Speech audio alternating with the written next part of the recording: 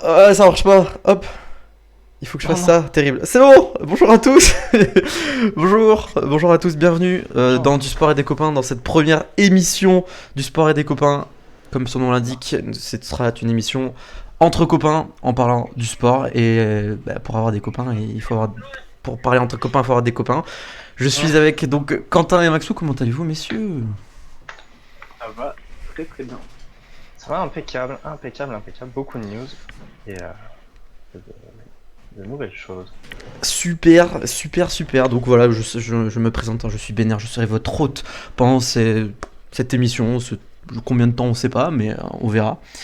On va parler de beaucoup de choses, beaucoup de news à vous dire. Et voilà, par quoi est-ce qu'on commence? Quentin ou Maxou, qui veut commencer de l'un de vous deux? Peu importe. Si vous avez une petite news, nouvelle comme ça, soit de la semaine dernière, un truc important. Je vous propose qu'on commence direct. Par l'information principale de la journée, je pense, à mon avis, qui est la médaille de bronze d'Alexis Pinturo en Super G aux mondiaux de... Alors, j'ai perdu le nom de la ville. De la station, mais... il a fini 3ème avec un magnifique run. Et, je sais pas si tu arrives à nous mettre la vidéo. Je sais pas si on nous entend bien sur Twitch. Moi, j'avais pas de son. Si c'est bon, normalement on nous entend. Écoute, c'est parfait. Tu nous disais avant l'émission. Allô? Dans cette discipline, c'est ça? Ah. C'est quoi? Tu nous disais avant l'émission qu'il avait jamais gagné de titre dans cette discipline ou de médaille. C'est vrai qu'avec Marcel Hirscher c'était compliqué, je pense. Hein. C'est vrai. En fait, là c'est en Super G, donc c'est pas du tout sa spécialité. Ouais. Et alors Super G, du coup, si tu pouvais expliquer, ce serait quoi? Alors le Super G, c'est une discipline de ski de vitesse.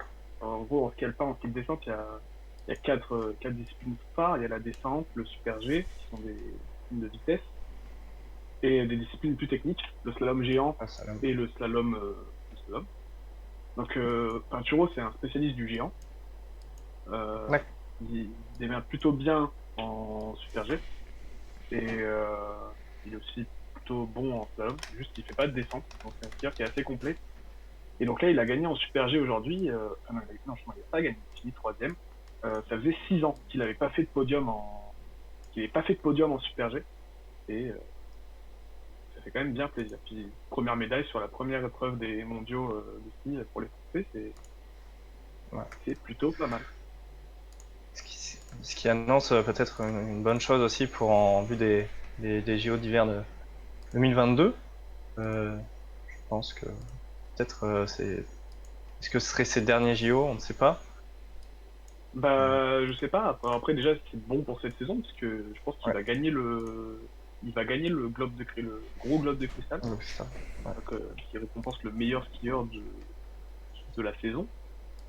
Surtout qu'en plus les épreuves de combiné sont pas encore arrivées. Donc le combiné, c'est une épreuve de géant et une épreuve de Super G dans l'ordre inverse. D'abord le Super G dans la journée, puis après le géant, ou même le slalom. Et Pinturo est très très fort sur cette épreuve-là. Ça fait plusieurs années déjà qu'il gagne le petit globe de la spécialité. Mais là cette année, il est bien parti pour faire une grosse radia. Il est vraiment, je sais pas si on arrivera à avoir son run, mais on peut en effet, on va pouvoir le voir. Hop, juste tac, juste ici, boum boum boum. Hop là, on le met. Je sais pas si on a sûrement pas les droits, mais y a pas de problème. Hop, hop là. Et là on va mettre le truc. Alors c'est pas forcément ultra bien, mais ouais, ça nous permet de voir déjà un petit peu. Comme on nous a fait, tu peux même commenter en plein menteur. Alexis Pinturo, le premier français. Ah ouais, alors je suis pas un grand spécialiste du ski, mais il a fait un run quasiment parfait.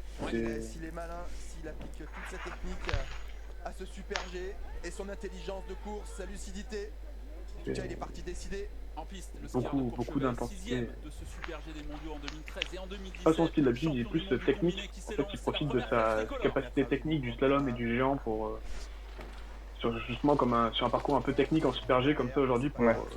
s'illustrer. Là, on voit déjà dès le début, mais énormément d'intensité. Sur ses appuis, il est très bas. Wow. Énormément d'intensité. Alors après, là, il va y avoir un énorme saut. Euh, Là, ouais. Grand saut, et il a plutôt bien négocié. C'est ce qui a fait la différence, je pense, parce que les trois qui sont sur le podium ont bien négocié ce saut. Alors après, lui, il a un peu plus de mal quand il faut glisser et aller vite. Sur cette zone-là, par exemple, là, il passe tout juste au niveau de la porte. Ouais. Énormément d'engagement. Et donc voilà, là, il est sur une partie plate, il a 22 centièmes de retard, c'est déjà énorme. Il est en train de faire un super run. Que Krishmayer, du coup, qui a gagné la médaille d'or, c'est lui qui a gagné les derniers Super G. Et là, on le voit, il va faire il fait beaucoup de quarts. Je sais pas si j'arriverai à envoyer le lien ou si j'arrive à voir le run de Krishmayer qui a gagné.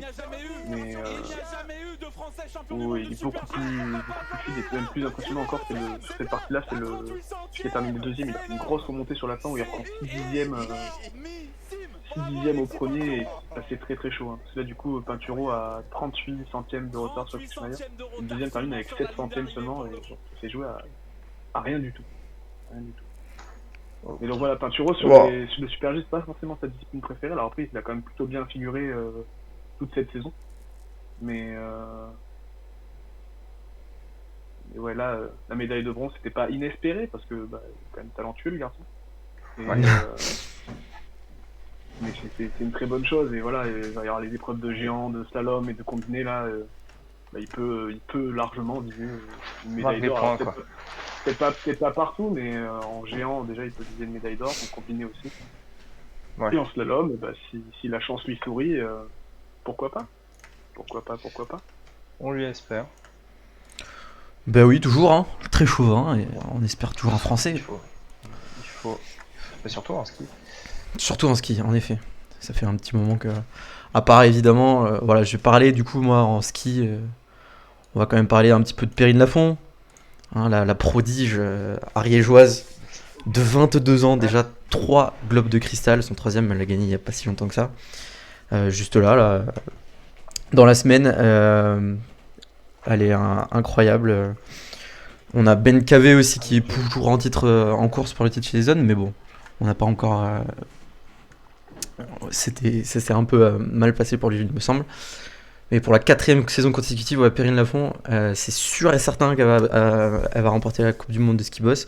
C'est juste incroyable ce qu'elle arrive à faire. Elle n'a que 22 ans. Elle a déjà 4 globes de cristal, donc. Un titre olympique, on s'en souvient, en 2018 à Pyeongchang. Ouais. Incroyable, son run, vraiment incroyable. On est sur des performances assez extraordinaires.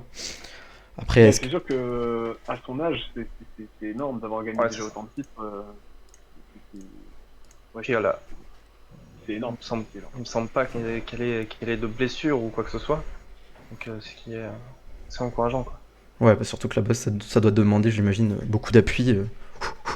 C'est ça, je prends énormément de choc au niveau des genoux, des hanches. Ça doit être compliqué en effet. J'ai envie de parler aussi, très vite fait aussi, on va mettre un petit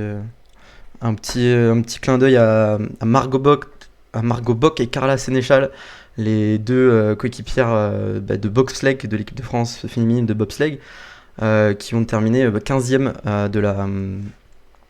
du monde de la course de la dernière fois, donc c'était la championnat du monde aussi. Margot Bock avait fini elle au début janvier il me semble, ou fin janvier, championne du monde des moins de 23 ans. Mais ces deux-là, voilà, il y en a une qui a 21 ans et l'autre qui a 24 ans. On a quand même un gros potentiel de chance de médaille au prochain JO de Pékin, donc ça fait plaisir. J'allais dire, quand même une année où on va pouvoir se développer et exprimer leur potentiel pour arriver à fond au JO et essayer de performer. Exactement. C'est une bonne chose. Je pense qu'on a tout dit sur le ski et les sports d'hiver. Quelque chose à rajouter je pense qu'on a un petit peu le tour. Ensuite, qu'est-ce qu'on a? On a c'est la reprise pour Julien Alaphilippe. Le Tour de Provence. Tour de Provence. Exactement. Il nous a fait un sacré petit numéro là, Julien. Une belle échappée. Il est parti en échappée avec Giulio Ciccone et Gianni Moscon sur quasiment 60 km. 60 Ils ont été kilomètres. repris à 2 km de l'arrivée. Je t'ai dit, par contre, c'est un petit peu ballonné pour s'échapper. Et ils ont été repris à 2 km de l'arrivée. Et là où Julien est énorme, c'est que il a lancé son sprinter dans le dernier kilomètre qui s'est imposé donc devant Arnaud Démare. Très bien. Qui, on le rappelle quand même, a gagné 14 fois l'an dernier. Donc, C'est ça. Ah, Pas n'importe qui, hein. pas n'importe quel sprinter. belle- ouais. belle perf. Donc voilà, Julien qui reprend sa saison tranquillement avec un gros numéro. Exactement. Qui confirme aussi son statut en fait. Il faut. Statut de champion du monde, ouais. Il a pas levé les bras avant l'arrivée cette fois-ci. Ouais. Cette image où il lève les bras et il se fait coiffer sur un poteau. C'est difficile ça. Terrible image, Bon. comme on dit. Hein. Mauvais souvenir, mauvais souvenir. Je pense que tu le fais pas 2 fois dans une carrière ça, ou alors très longtemps après quoi, parce que.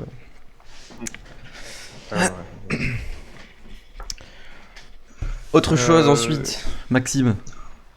On a un gros dossier Open d'Australie, hein, deuxième tour. Forcément, on est en Nadal qui a plein dedans. gagné quelques joueurs qui ont confirmé. Nadal en 3-7 face à Michael Mmoh. Les Russes Kachanov, Medvedev et Rublev qui sont aussi imposés en 3-7 avec 2 minors et le Roumain Radu Albo. Grosse domination. Cameron Norrie lui s'impose face à Safiulin en 4-7, 3-6, 7-5, 6-3 et un tie-break de 7-3. Et on peut noter que Fognini s'est fait peur en 5-7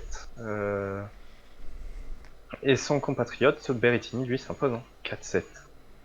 Juste pour l'anecdote avec Fognini, je sais pas si vous avez vu les images, mais à la fin de son match contre Caruso, ils se sont embrouillés. Alors j'ai pas lu tout le détail de ce qui s'était dit, mais apparemment ça tournait sur. Alors je crois que Caruso reprochait à Fognini de trop se plaindre, de trop. Voilà. On connaît le tempérament du personnage, hein, et surtout dans un où il se fait un peu peur. C'est que c'est un personnage qui peut vite perdre ses moyens, quoi. Ouais, le tie-break, il y a eu quoi 14-12 Ouais, 14-12 le tie-break, ouais. Exactement. Ah ouais. Ça a chauffé un petit peu. C'est sûr que ça fait un peu peur. Juste du coup, je rebondis très vite fait. On a une petite information là qui vient juste d'arriver. Il semblerait que Fernando Alonso ait été victime d'un accident de vélo en Suisse. Donc voilà, il passera des examens vendredi matin et possible fracture. Donc savoir que le championnat reprend le 28 mars. Voilà, les effets. Donc ça risque. Ouais, terrible image pour Renault. Et ouais, ils ont c'est qui le pilote de réserve chez Renault? Qui c'est qui pourrait prendre c'est Guangzhou, je crois, le Guangzhou, F2. Est-ce qu'il est toujours en F2 la prochaine saison? Ouais, bah non, du coup, je crois que vu qu'il a signé en pilote de réserve. Mais oui, Guangzhou, qui était un peu décevant la saison dernière. Ouais. Disons qu'on en attendait un peu plus, c'est ce que j'allais dire. Mais enfin, si les pilotes de réserve, c'est super licence. Bon, après, j'ai peur de dire de bêtises, je me prononce pas. J'ai pas envie de dire de bêtises, mais voilà. Et voilà, ouais, pardon. Du coup, je sais pas parce qu'on sait que Fernando Alonso s'était beaucoup entraîné, avait passé beaucoup la saison dernière de l'écurie pour essayer de s'acclimater et avait fait, je crois, les premiers tests avec les jeunes pilotes. Et, terrible. C'est un petit peu polémique cette histoire. Oui. deux fois champion du monde qui peut s'entraîner avec les rookies, c'est sûr que. Ouais. C'est quelqu'un qui a concouru quand même, qui a couru en dehors. Il avait fait je crois, 500 miles d'Indianapolis, si je me trompe pas. Il a fait 3 fois. Ouais. Une fois en 2018, en 2000. C'était quand qui s'était fait remplacer? 2018 qui s'était fait remplacer par Jason Button à Monaco, il me semble. Peut-être, il me semble, ouais. Et il avait fait ensuite les 3 années de suite, et les 3 fois, il a pas réussi à avoir. Il a couru aux 24 heures de mort. Ouais, 2 fois. Ouais, et il a fait le Paris-Dakar aussi. Un gros pilote. Il roulait la triple. voulait la triple couronne. Grand pilote. Euh, Est-ce qu'il va réussir cette saison avec Alpine? On lui souhaite, et on souhaite évidemment à l'équipe française grande réussite. En tout cas, ça promet, Ouais. ça promet avec, Ça- en vue de la saison 2020, on peut s'attendre ouais, c'est ça. à des choses pas C'est ça, dégueu. c'est ça. Exactement. On espère. Euh, Du coup, je t'ai coupé, excuse-moi, sur l'Open d'Australie. Est-ce que tu avais des choses à rajouter? Désolé. Ouais, il y a l'Américain qui crée un peu la surprise face au 22e mondial Coric. Il le gagne en 4-7. Et Il est classé combien, lui? Coric, Non, McDonald. McDonald, je sais pas du tout. 194e. 194e? Ok. Voilà, donc je crois il a 24 ans à peu près, je suis 96, 25 ans. 25. 25 ans et Koric a 24 ans. Donc Voilà, Voilà. j'ai un peu sous les yeux.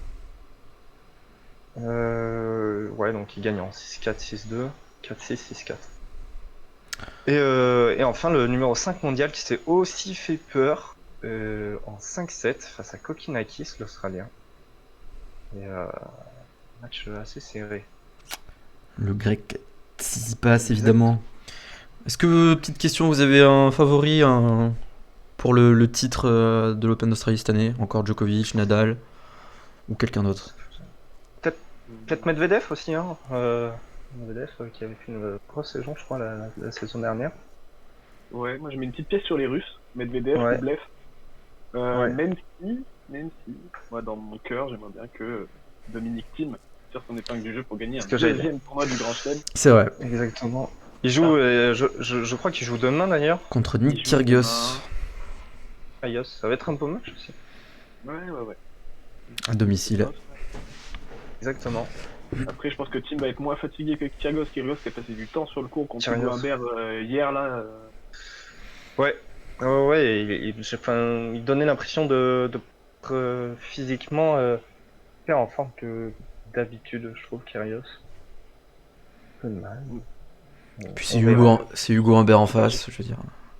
Ouais, j'ai pas vu le match, petit jeune. mais apparemment Hugo a fait verra. un chouette match. Kyrgios, il a eu 2 balles de match, je crois, dans le 4ème set. Non, dans le 5ème Ah. set. Bref, je sais. Et un peu dommage. Ouais. Bah, moi, je vais partir sur Novak Djokovic parce que je suis pas original. Non, mais c'est vrai que j'aimerais bien que, en effet, Dominic Thiem monte un petit peu plus et qu'il gagne d'autres titres parce que c'est vrai qu'il le mérite. Moi, c'est ce que je disais, C'est- j'aimerais une petite pièce sur Medvedev qui a l'air assez en forme. Mais dans mon cœur, j'aimerais bien que Nadal gagne ce grand chelem en particulier parce qu'il a vraiment du mal en Australie et ce serait bien de voir gagner là-bas. Voilà. Très bien. Et, on va suivre ça de très près, évidemment. Évidemment. On continue. Qu'est-ce qu'on parle? Rugby, basket, football américain. Est-ce qu'on parle direct? On parlera un petit peu du football un petit peu après pour faire la transition. On a le temps. Je peux vous faire un petit débrief des matchs de la veille de NBA. Au total, je crois.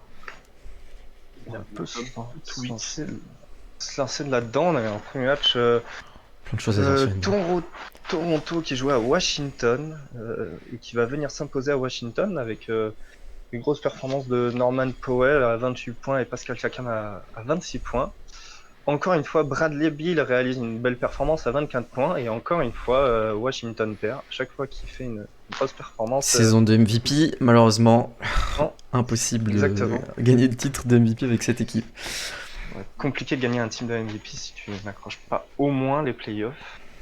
Ça va être compliqué pour Washington. Ensuite, on avait un duel, on s'attendait à un duel Trae Young face à Doncic sur le match d'Atlanta contre les Mavericks de Dallas. C'est bien Dallas qui va venir s'imposer avec un triple-double de Doncic, 28 points, 10 passes D et 10 rebonds. Pour Atlanta, on aura 2 grosses perfs, celle de John Collins à 33 points et celle de Trae Young à 25 points, mais ça ne suffira pas pour accrocher la victoire malgré la dernière possession qu'ils ont eue. Un petit match de Clint Capella, je vois. Ouais. Un peu de mal. Ouais. C'est ça. Qu'est-ce qu'on avait d'autre? On avait Porzingis. Indiana contre Brook. Tout back, on pouvait s'attendre à peut-être à ce que l'équipe se fasse tourner, ce qui a été, je crois, un peu le cas, sachant que les deux équipes ont un bilan serré, je crois, au classement. Mais Kyrie et ses 35 points ont donné la victoire à Brooklyn, 104 à 94. Il jouait sans Kevin Durant. Et il jouait sans Kevin Durant, exactement. Ensuite, on a Charlotte contre Memphis. Donc, Memphis a un peu tourné son effet aussi. 114-113. Victoire de Memphis. Et Terry Rozier a quand même fait 34 points. Assez gros match. Je me suis pas vraiment attardé sur ce match en particulier. Puis Lamelo Ball qui fait des performances incroyables et qui va sûrement remporter le titre de rookie de l'année parce que Rookie de l'année. Il est bien parti. il s'éclate en NBA.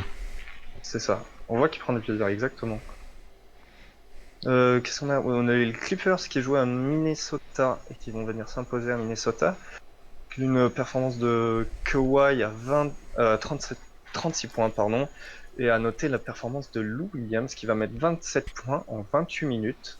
Et notre petit Frenchie Nicolas Batum qui met 8 points et 10 rebonds.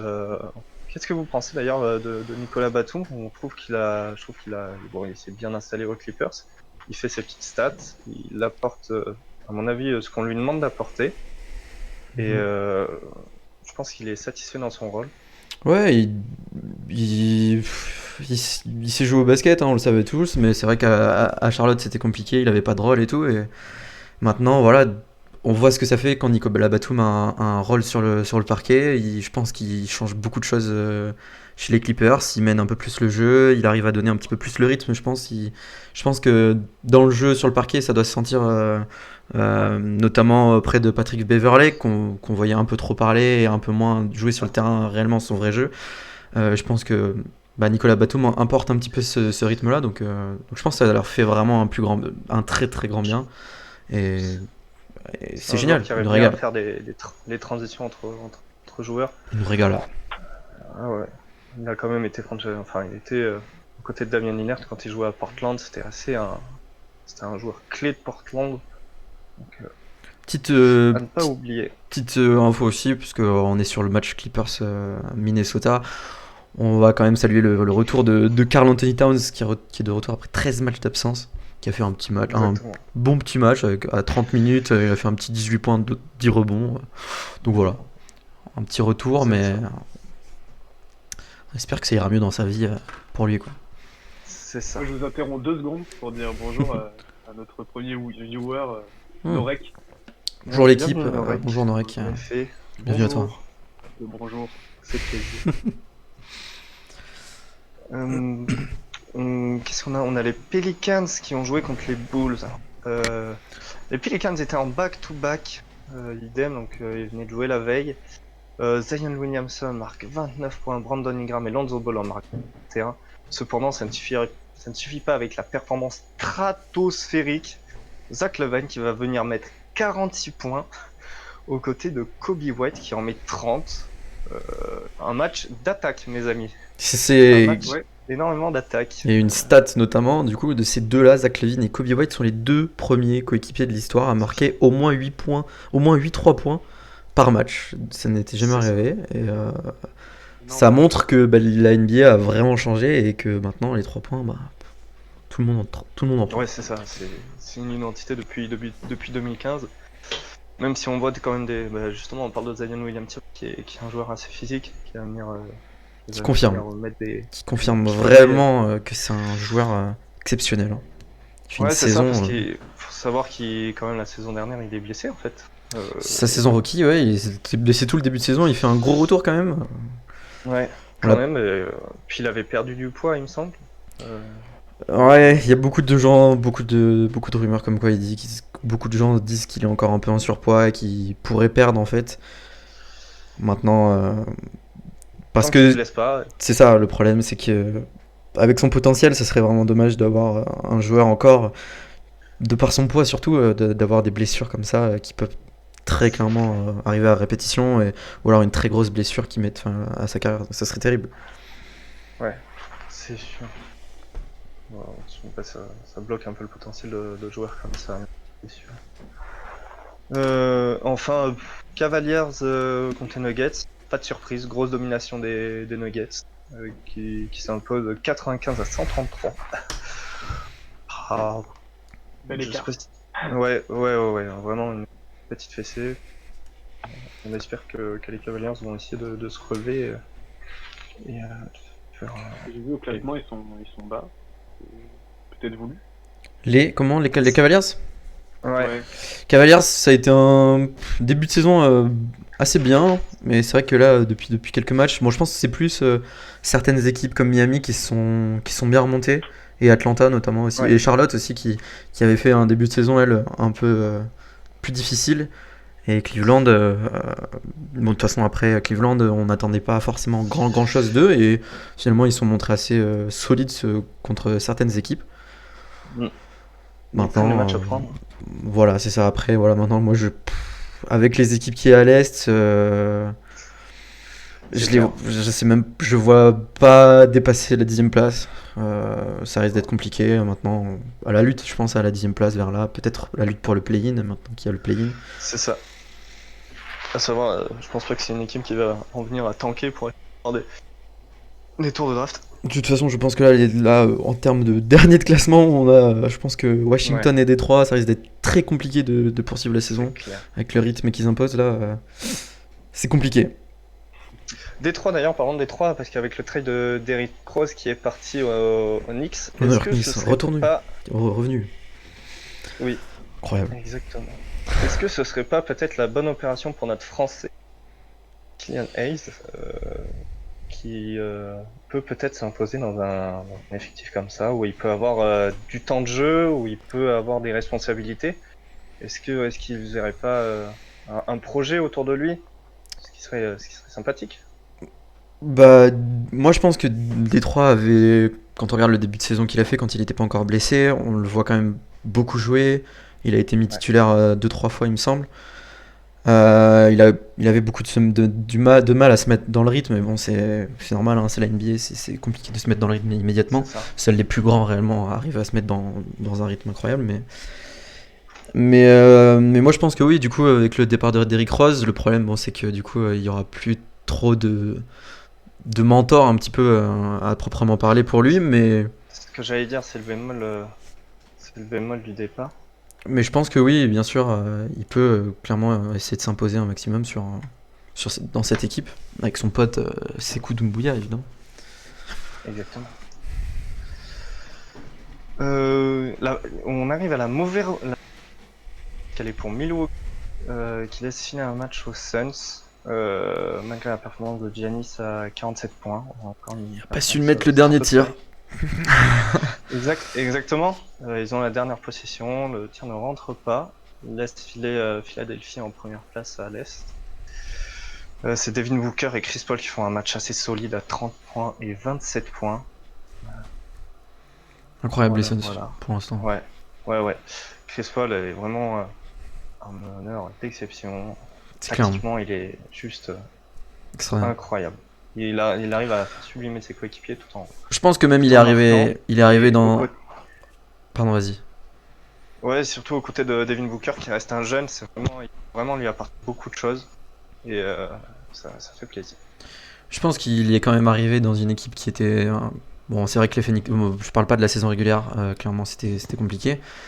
Mais on se souvient que dans la bulle dernière, c'était la seule équipe invaincue de la bulle. Jusqu'au dernier match, je crois, où ils ont perdu contre les Blazers, du coup, qui se sont qualifiés pour les playoffs. Mais c'est vrai qu'on n'attendait pas les Suns à un tel niveau dans la bulle. Et cette année, avec l'arrivée de Chris Paul en plus, qu'on a vu qu'il avait fait le travail qu'il avait fait à Oklahoma City après le départ de Russell Westbrook, on se disait que l'équipe allait rien faire. Et finalement, ils ont presque sorti les Rockets au playoff dernier. Et finalement, il est en train de faire la même chose avec Phoenix. C'est ça. Et moi je pense qu'il est mieux entouré même parce qu'il y a, comme tu l'as dit, donc Devin Booker qui est un All-Star clairement. Une pépite. Qui est clairement All-Star et puis un futur un futur All-Star, moi je pense. DeAndre Ayton DeAndre Ayton, en pivot exactement. qui fait le taf aussi. Donc,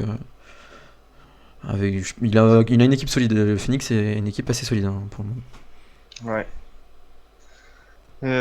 Et enfin, on va parler de l'anecdote des Lakers qui jouent leur 3e match en prolongation face au Thunder.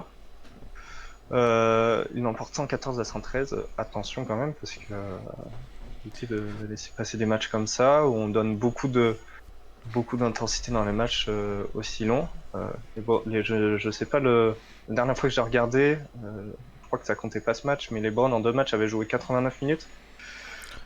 Il en a rejoué 41 sur ce match-là. Comme il a dit, la fatigue c'est dans la tête. Ouais. Bon, Ouais. il a quand même 36 ans ou 36 ans je crois le boulin donc 36 ans. Ouais, il arrive quand même à tenir la baraque. Montrezl Harrell qui fait de très bonnes performances aussi, qui assure sa place vraiment. Content. en l'absence d'Anthony Davis, il en profite, hein, il faut. Ouais, exactement. Donc c'est parfait. On peut faire un petit point de classement du coup. À l'ouest, on retrouve Utah, les places suivies des Lakers et ensuite des Clippers.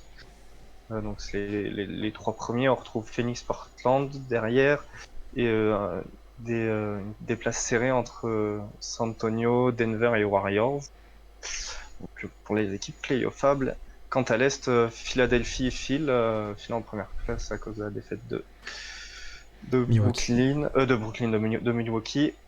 On retrouve les Nets en 3e place, suivi de Boston, Toronto, Indiana. Et enfin, Charlotte et Atlanta. Voilà, très bien pour cette petite page NBA. On va rester aux États-Unis juste pour parler quand même du Super Bowl parce que c'était quand même une des grosses actus de ce début de semaine. L'actu du week-end. Ouais, quand même. Exactement. Je pense que c'est passé pas trop inaperçu le Super Bowl. Hein, je sais pas. Pas un gros truc, mais. C'est moins suivi en France, mais quand t'as. Surtout cette année, quand t'as Tom Brady qui Prend son gagne 7e. pour la 7e fois le Super Bowl en 11 finales. 10, je crois. 10 finales, il me semble, ouais. En 21 saisons, il a été 10 fois. Chapeau finalement, puis en plus, voilà, c'est un petit jeune, hein, il a quoi, 43 ans donc... 43 ans, il a encore. Encore un bel avenir de Encore deux. Incroyable. Ouais, non, c'est fou. Surtout que quand ses performances physiques, quand il arrive en NFL, sont pas incroyables. Il est traînant sur les tests de 60 yards et tout. Surtout que c'est. Comment il s'est développé tout au long de sa carrière, c'est assez fou. Surtout que c'est la NFL, c'est vrai que c'est un sport, enfin c'est le football américain, donc déjà c'est un sport excessivement physique. Quand on voit des rugbyman, les rugbyman juste qui est un sport à peu près équivalent, je pense au niveau physique, un peu moins quand même le rugby, mais quand même ça demande pas les mêmes qualités de vitesse. Non, mais je veux dire en termes de contact, etc. Il y a quand même énormément de contact. Ouais. Quand on regarde les rugbyman, il y a personne qui dépasse les 30 à partir de 36 ans. Tu joues plus trop en professionnel, et là même en NFL c'est pareil, il y a tellement en fait la draft combine qui est tellement il y a tellement de gens derrière qui attendent pour rentrer en NFL. Quand tu te dis qu'un gars il reste jusqu'à 43 ans, c'est belle perf. Belle perf. De quel monde dit en gagnant quand même 7 titres au passage. C'est ça. Et qui est fini ultra cramax de son 7ème titre. Il a bien fêté ça, le Tom Brady. Hein. Ah, il a fallu foutre le trophée dans l'eau, surtout. J'ai pas vu. Il a fait une vidéo et il y a 2 bateaux. Il y a le bateau de Gronkowski, du coup, qui suit le bateau de Tom Brady. Et en gros, il a le trophée de la NFL et puis il balance comme ça au-dessus de 5 mètres d'eau à Gronk. La fille de Brady qui est en mode non, fais pas ça. Il le fait quand même, il s'en fout. Hein. Mais ouais. Et d'ailleurs, du coup, quand il est arrivé cet été aux Buccaneers, donc sa première saison à Tampa Bay, incroyable. Apparemment, il y a la cote était donc de 50 pour Tampa Bay qui était pour remporter le Super Bowl. Et dès qu'il est arrivé, il y a beaucoup de gens en fait qui ont misé sur cette cote parce que elle était pas si élevée que ça. Enfin, elle était très très élevée, je veux dire, mais tu pouvais mettre un petit peu d'argent et tu étais sûr de gagner 50 fois le truc. Et bah du coup ils ont perdu beaucoup d'argent les bookmakers parce que avec ce pari qui s'est révélé être vrai, bah voilà, il y a plusieurs millions d'euros plusieurs millions de dollars qui ont été mis en jeu et bah ils ont été gagnés par beaucoup de gens, donc je pense que ça fait le plaisir Ouais, de surtout- pas mal de gens. Alors je sais pas si la saison dernière ils sont en playoff ou pas. En plus. Non, je suis pas sûr, non, c'est vrai que c'était pas une équipe qu'on attendait à ce niveau-là, clairement, on se disait... C'est ça. c'est voilà, Ouais. c'est des mecs que tu te dis bon ça y est, c'est fini quoi. À un moment donné il va falloir arrêter d'être fort et bah ils te surprennent toujours et ils te disent non, C'est ça. j'ai encore envie d'aller au top. Exactement. Ils ont battu plein de records en plus avec Gronkowski. Terrible de jouer une pendant les finale. playoffs, Ouais, ça, en plus il y a Gronk qui est revenu en plus cette année après une année sabbatique. revenu exprès et qui avec un voilà, il marque les 2 touchdowns du Super Bowl. Enfin, Parce que C'est du ça, coup, non. et du coup t'as l'impression que du coup Gronk... C'est vraiment la belle histoire en plus. Vas-y. C'est vraiment la belle histoire quoi. Ouais, J'avais vu On sait que l'interview, les Ricains, les Ricains aiment beaucoup ça. Les Ricains aiment beaucoup tout ce qui est l'histoire autour d'un joueur, tout ça, et là c'est parfait quoi. Bah ouais, bah, j'avais vu des articles, en gros, bah, Gronk, quand il a vu que Brady signait chez les Tampa Bay, enfin, Tampa Bay, pardon, chez les Buccaneers, genre, il a dit, bah, j'ai hésité environ 30 secondes, et je suis reparti, en fait. C'est ça. mais tu vois, C'est un peu ça. tu te dis qu'ils sont suivis et tout, bon, ils sont suivis que la décennie 2010 aux Patriots, et tu te dis que Gronk est quand même assez vieux, parce que bah voilà, il avait fait l'année sabbatique, il avait arrêté, mais il a 31 ans le gars. Il a 31 ans et tu te dis, mais en fait, putain, il a l'air pourtant plus vieux en fait, c'est parce que bah, t'as l'impression qu'il est là depuis longtemps, et ouais, faire autant de saisons que Brady l'a fait en NFL, c'est juste un truc de dingue, encore une fois. Ouais. C'est waouh. Et puis en plus, dimanche soir, il y avait un beau duel avec Patrick Mahomes de l'autre côté, qui lui est vraiment La pépite en fait. La future pépite, le futur du... C'est exactement, lui puis- qui est amené à, je pense, dominer la NFL qui s'est les fait... prochaines années. C'est le sportif le mieux payé aux États-Unis. En tout cas, il s'est Ouais. fait éclater.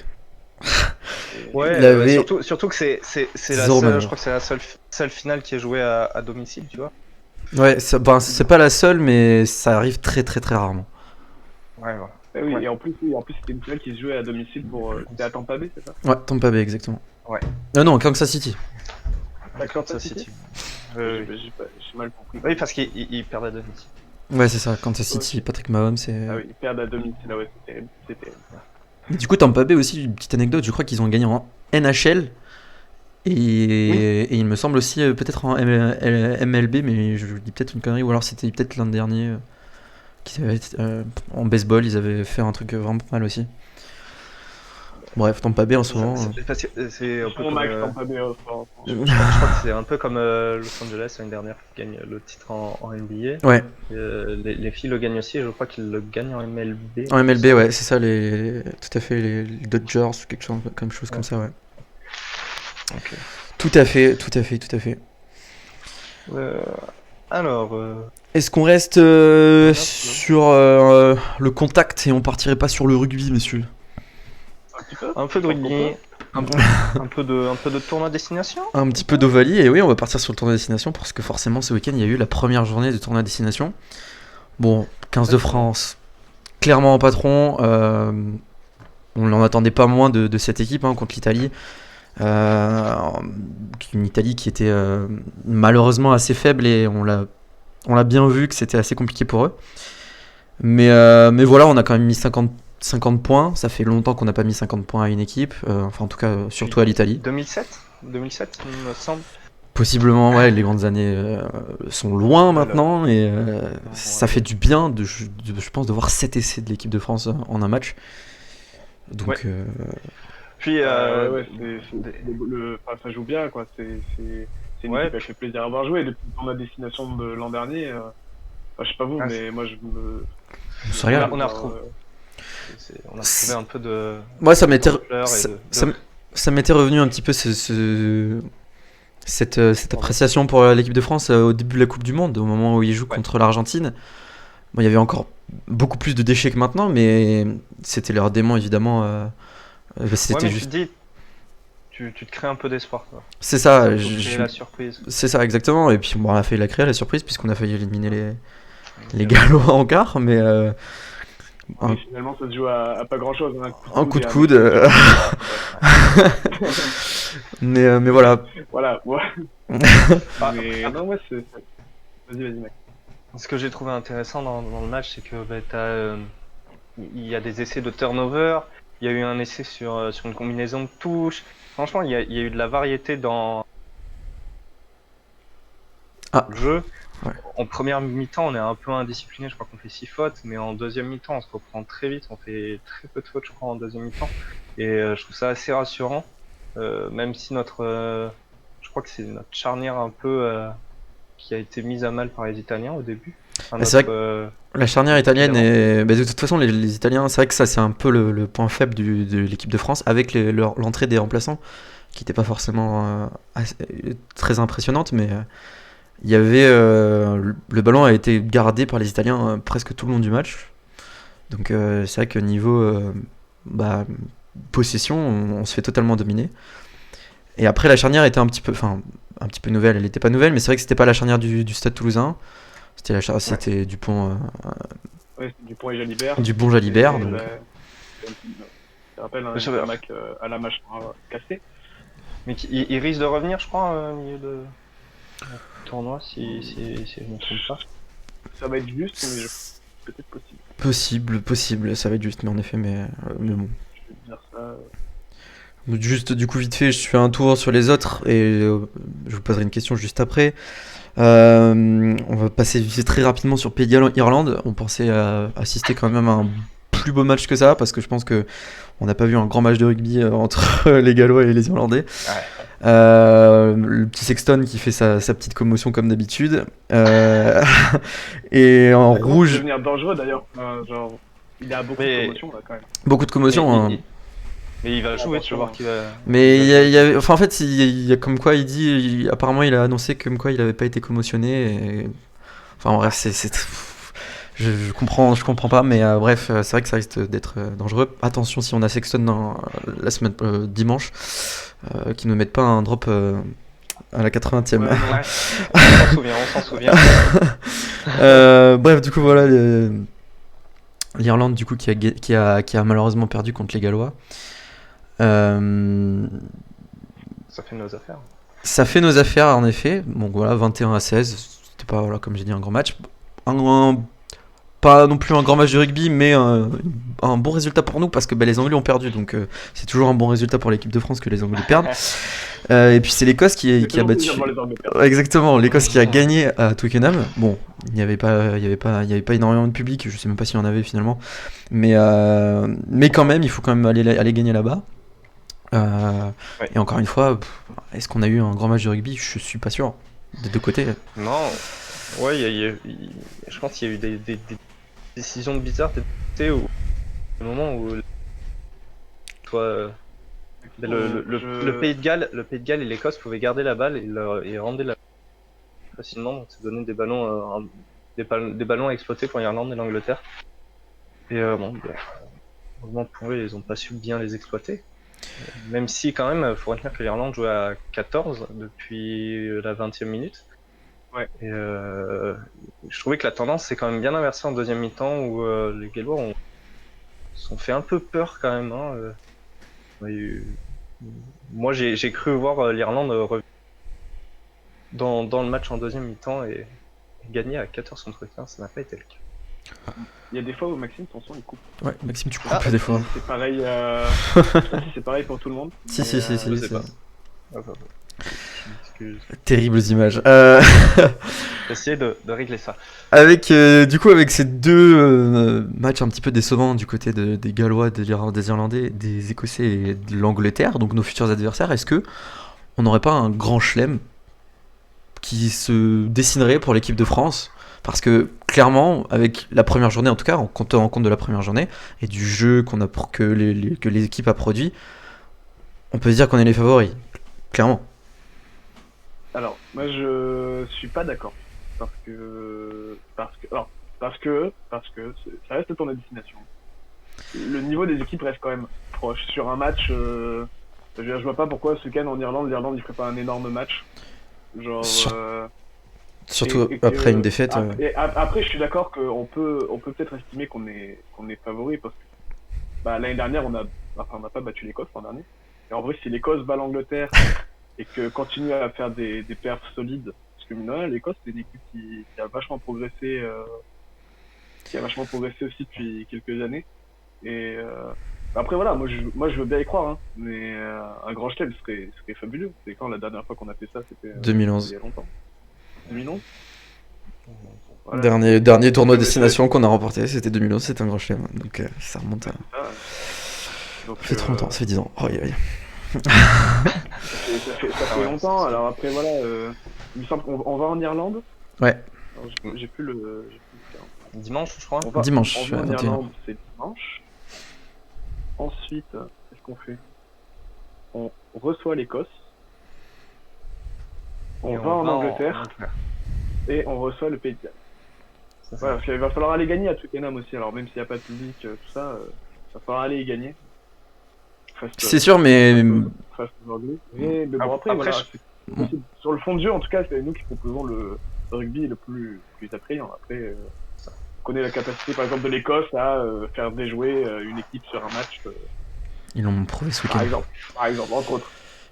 En faisant des pick and go pendant 1h30. Ouais. en fait c'est un peu ça quand tu joues l'Irlande. C'est vu avec le Pays de Galles, il y a eu beaucoup de casses durant le match. Il y a eu beaucoup de blessés et tout, je crois. Et c'est un peu l'incertitude que t'as. Cependant, je pense que les Irlandais ont mis en plus la pression parce qu'ils ont grillé leur joker, tout comme l'Angleterre en fait. Et donc nous on va arriver en confiance. Est-ce que c'est un statut qui nous réussit? Je sais pas. Je suis pas sûr. Donc je pense qu'on va perdre. Et pourquoi pas? Pourquoi pas, genre. Pourquoi pas? Mais comme je suis d'accord avec toi, je suis pas hyper confiant sur le Grand Chelem, mais je pense qu'on est favori. Et je pense même qu'on est capable d'aller mettre 40 points en Irlande et prendre notre point de bonus. Moi j'attends la victoire après ce qu'on a montré l'an dernier, même la Autumn Nation Cup avec la finale que je pensais qu'il allait être qu'on allait se faire démolir finalement. On a assisté à un grand match de rugby et avec ce qu'on a montré l'an dernier, moi je m'attends au moins la victoire du tournoi. Et quand je vois les niveaux des équipes et comment on arrive à jouer et ce qu'a réussi à incalquer Fabien Galtier à cette équipe de France, moi je nous vois aller gagner, pas sans difficulté évidemment en Angleterre, même je pense la semaine prochaine, enfin même dimanche là contre l'Irlande ça va pas être si facile, mais moi je pense que au match en retard, la fin 2020 dans le tournoi Destination aussi, on avait gagné contre l'Irlande et on les avait dominés. Ouais. Moi je pense qu'avec la forme de l'équipe et avec la forme des autres équipes, moi je vois bien aller chercher au moins la victoire, c'est sûr. Le Grand Chelem peut-être pas, mais j'y crois quand même. Ouais. Après tu parlais de la finale de l'Autumn Nation Cup. On avait pareil ce statut de pas favori. Et je pense que on avait ce statut d'outsider exactement. C'est-à-dire ça nous aide aussi beaucoup, je trouve. Oui, on est très fort dans ce moment. Et quand par exemple, le tournoi de destination de l'année dernière, la défaite de l'Écosse face à l'Écosse, elle est un peu due à notre surplus de confiance en fait. Mais je pense qu'il y a un surplus de confiance et ça, je pense que bon, de toute façon, c'est l'équipe de France, hein, ça on changera jamais. Mais je suis pas d'accord avec toi parce que il y a des mecs dans cette équipe qui ont été 2 fois champions du monde de moins de 20 ans. Et qui savent ce que c'est que la gagne et que ça fait, comme on l'a dit tout à l'heure, ça fait 10 ans qu'on n'a pas gagné dans le tour de destination. Et même si on est favori, je pense que eux le sont pas dans leur tête parce que ils ont perdu l'an dernier contre l'Angleterre le tour de destination et ils ont perdu contre l'Angleterre l'Autumn Nation Cup en deuxième aussi. Donc ça fait 2 défaites d'affilée. Donc même si quand on regarde les résultats intrinsèquement, etc., avec la presse, etc., qui te met la pression derrière, moi je pense que eux sont prêts et qu'ils savent ce qu'ils doivent faire, c'est juste gagner le match et gagner le tournoi à destination. Et honnêtement, quand je vois cette équipe-là jouer et avec cette jeunesse et la fougue, tout ce qu'ils ont, le French Flair en fait qui est de retour, bah moi j'y crois à fond et je pense que le Grand Chelem il est à portée de bras, comme a dit Norek, il faut exploiter la fenêtre de tir. C'est ça. Et après, ce qui m'a. Là où je te rejoins un peu, c'est le fait qu'ils sont focus, quoi. Et ça s'est vu, par exemple, sur le match face à l'Italie, ils en ont pas fait des caisses, tu vois. Genre, ils sont restés focus dans leurs objectifs. Et puis c'est très bien, tu vois. Et même, ils ont même réussi. Ils se sont remis en question et tout, pour savoir qu'améliorer et puis c'est propre. Les Irlandais. C'est propre dans le jeu quand on voit. Moi, ces dernières années, quand tu regardais des matchs de l'équipe de France, des fois, tu les voyais, ils jouaient arrêtés, tu te disais, mais les gars, juste vous vous décalez un petit peu, et puis c'est tout. Mais l'indiscipline, je pense que ça va nous faire encore un peu défaut, peut-être pendant 2-3 matchs. On va voir le travail que Jérôme Garcès va dire à l'intérieur du staff. Parce que, typiquement, face aux Irlandais, ça va se voir tout de suite, hein, face à une équipe qui joue beaucoup au pré, ou des choses comme ça. C'était en jeu. Si tu te retires pas des plaquages ou des choses comme ça, tu peux vite prendre des pénalités et clairement vite leur regretter. Bah, c'est sûr, contre l'Irlande, où la culture du jeu dans les rucks est beaucoup plus développée qu'en France, ça va être compliqué. Genre, c'est là qu'on, comme tu dis, c'est là qu'on va voir si vraiment, en termes de discipline, on est capable de faire un bon match. Après, je pense, même avec de l'indiscipline, on a déjà réussi à être bon. C'est vrai que c'est dommage, c'est le petit bémol, à chaque fois on fait des fautes. Mais moi je trouve que globalement on défend quand même très bien, on est capable de défendre très proprement. Et puis sur des longues séquences. C'est ça. L'Autumn Nation Cup, là, quand la première mi-temps face aux Anglais, même c'était le crunch de l'an dernier aussi. On tient les Anglais de l'an dernier au tournoi à destination, on tient les Anglais sur la ligne pendant je sais pas combien de temps. Ouais, c'est ça. Non, mais alors après ça arrive de craquer, machin. Bien sûr. Et après, pour rebondir, je peux plus rebondir tout à l'heure quand vous disiez les joueurs sont focus. Moi, je pense que, je sais pas si vous avez vu les récentes interviews qu'ils ont fait chacun un petit peu individuellement. J'ai vu des interviews de Charlot Livon, le capitaine, il y a pas longtemps. Ils sont focus déjà sur ce tournoi. Et puis ils ont d'autres objectifs en tête. Faut pas oublier que genre dans 2 ans, la Coupe du Monde. Il y a une Coupe du Monde en France. Que ces mecs-là, c'est des mecs qui vont être à la Coupe du Monde. C'est eux qui vont représenter la France à la Coupe du Monde, sûrement, si ça continue comme ça. Et en plus, on a quand même la chance d'avoir une génération en or. Sur du long terme, quoi. Tu peux avoir des objectifs à long terme. Voilà, avec des objectifs à long terme, un projet de jeu. Et voilà, après, je pense qu'ils ont ça aussi dans un coin de la tête. Ils sont vraiment déterminés. Et...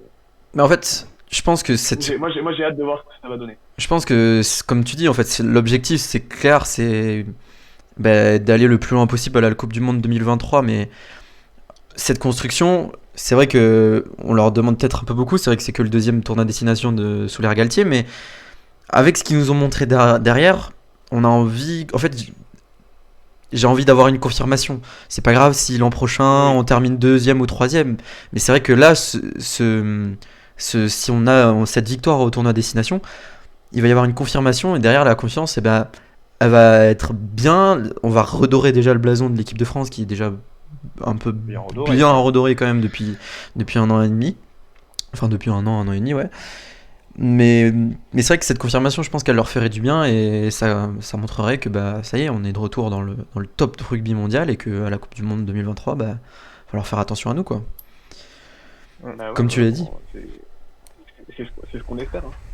Moi, voilà, si cette année on gagne le tournoi, après,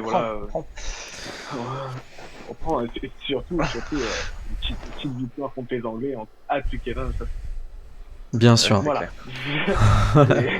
En bon français, on peut jamais refuser une victoire à Twickenham. Face à l'Irlande, si vous avez, je sais pas, avec si vous avez des joueurs à retenir ou des joueurs de l'équipe de France qui peuvent faire la différence ou des choses comme ça. Est-ce que la composition est sortie Je crois pas. Moi, j'espère que, et je pense, apparemment, ce serait Ce serait ça qui serait prévu. Voilà, Gelon et Penaud pour démarrer en Irlande. Il y a des questions qui se posent. Et moi, c'est vrai que Ouais. on n'a pas vu Penaud en Irlande. Alors, en Italie, je veux dire. Mm. Il y a beaucoup de questions qui se posaient parce que c'était en Italie. Moi, je pense pas. Je pense que il a mis Teddy Thomas et Villiers parce que ils étaient en forme et parce que ils avaient et que Penaud il revient juste de blessure et que sous Galtier il a pas été c'est pas lui l'ailier le plus présent. Mais intrinsèquement Ouais, puis, parlant, en parlant de talent, je suis pas sûr que. Enfin, Penaud est quand même un talent extraordinaire et je pense qu'il peut apporter quand même pas mal de choses. Donc moi, j'espère.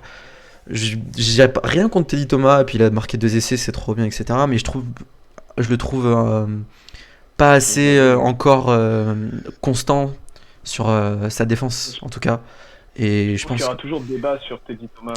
Bien sûr, bien sûr. Après, C'est un joueur, voilà, sa personnalité d'ailleurs, je sais pas si t'as vu, il va pas être prolongé au Racing. non, il est en train de potentiellement peut-être signer au Stade Toulousain. Au Stade Toulousain, ouais.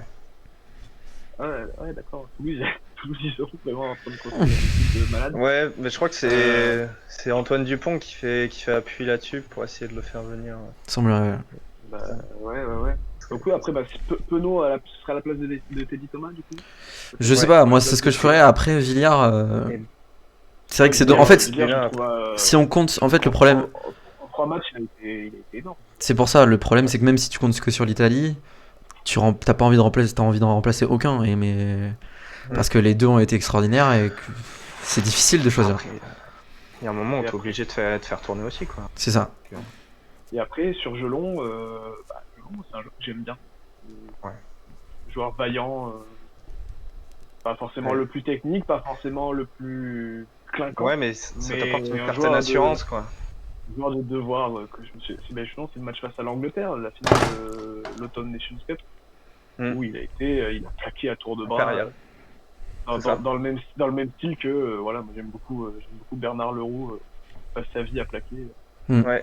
J'ai la compo probable, si vous voulez, du 15 de France. Elle n'a pas encore été annoncée, mais c'est la probable.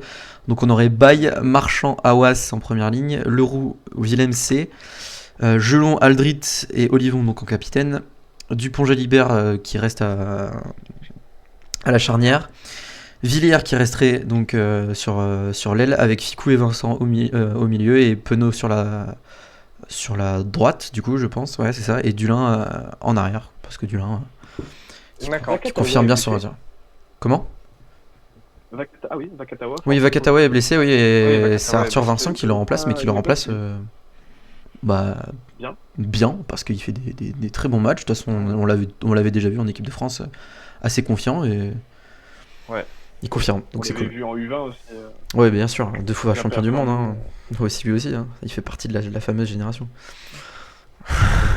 Non, mais... Et oui, aussi, du coup, tout à l'heure on en parlait, j'ai regardé.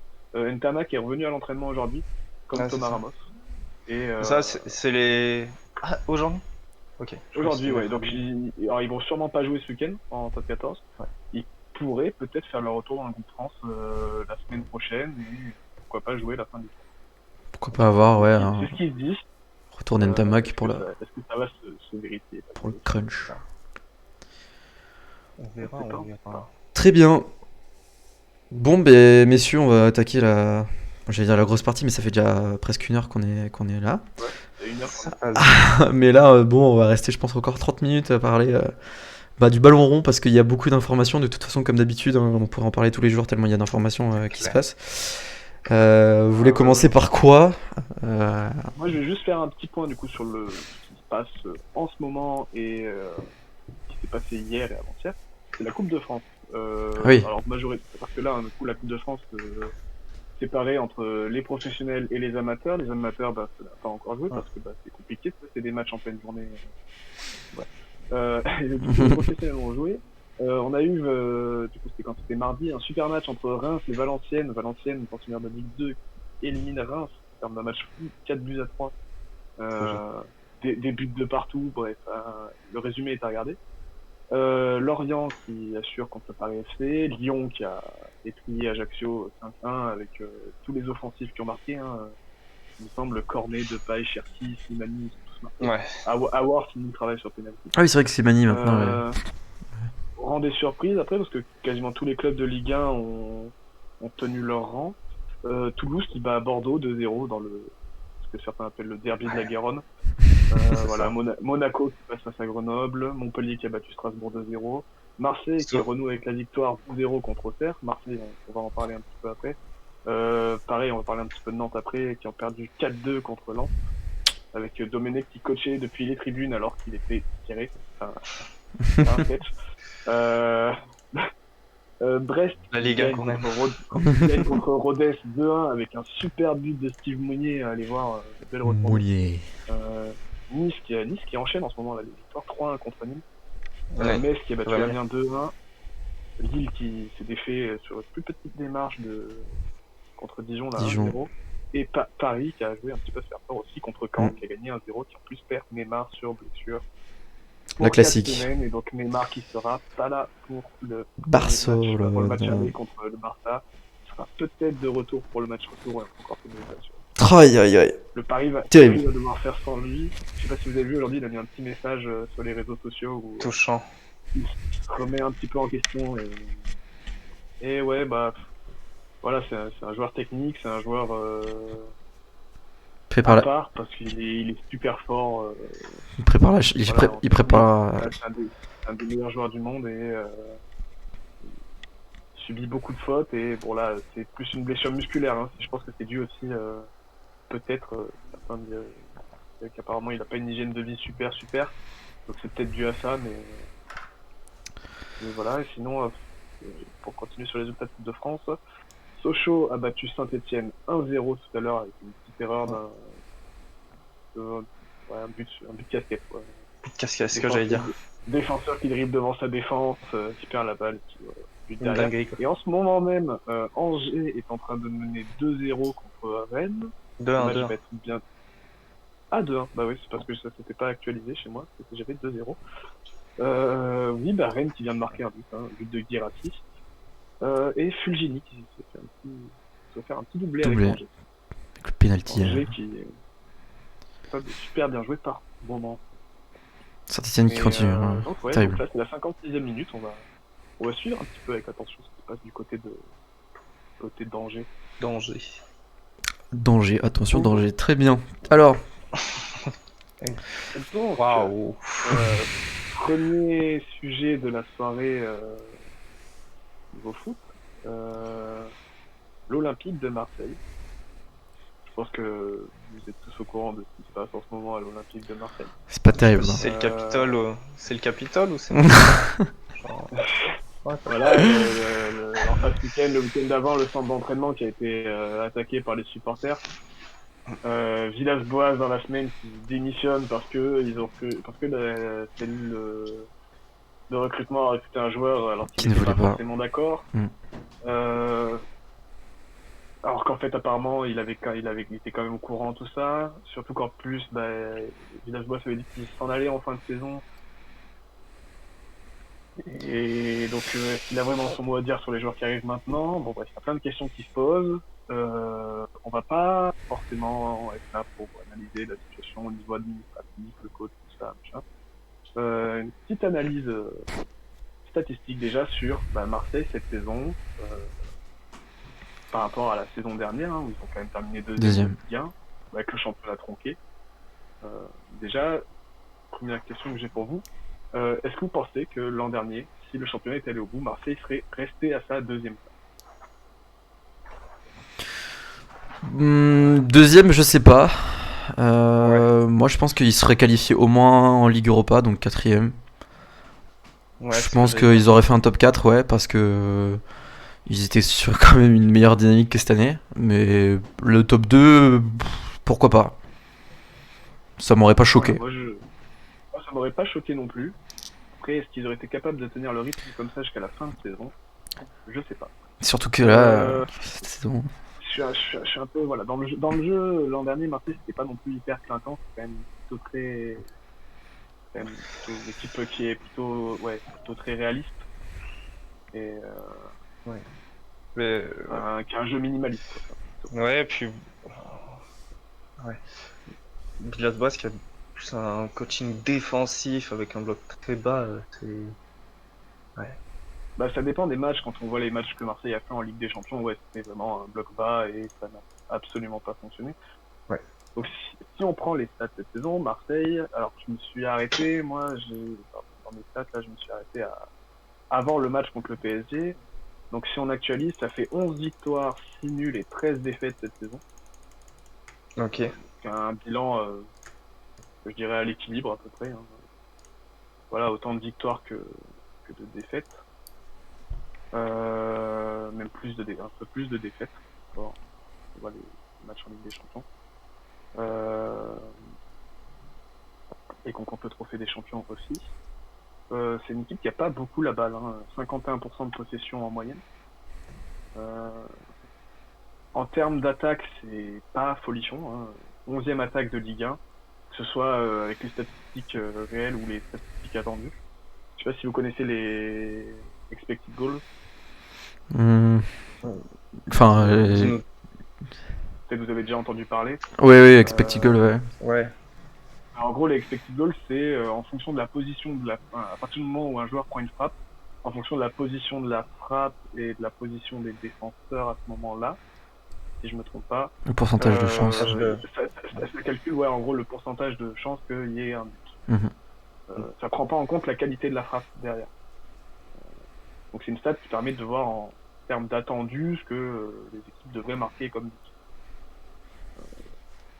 À prendre avec des pincettes quand même, non? À prendre avec des pincettes, hein. C'est juste un outil d'analyse. Là-dessus, voilà. Moi j'aime bien cette stat parce que elle est quand même assez proche de la réalité, à mon goût. Après, ça dépend, chacun l'interprète comme il veut. Mais donc voilà, en termes d'attaque réelle ou attendue, de toute façon, c'est la 11e attaque de Ligue 1. Quand on vise le top 2, top 3, c'est un peu juste quand même d'être dans la deuxième Très partie juste. du tableau des attaques. Et c'est la 6e défense de Ligue 1. Et si on prend les statistiques attendues, c'est la 5e défense de Ligue 1. Donc, et voilà, donc c'est 31 buts marqués pour 37 buts encaissés cette saison. Donc ça fait voilà, 1,1 but par match marqué et 1,3 but encaissé par match. Ouais, quand même. Donc bah, là, ce qu'on peut voir, c'est que l'OM, c'est pas surtout par rapport aux statistiques attendues, en fait, ça permet de voir que l'OM, c'est pas un effectif qui surperforme ou qui sous-performe, c'est une équipe qui là actuellement joue à son niveau, en fait. Ouais. Donc D'où le là, recrutement. certains disent, voilà, Marseille, quand même, on doit faire mieux, tout ça.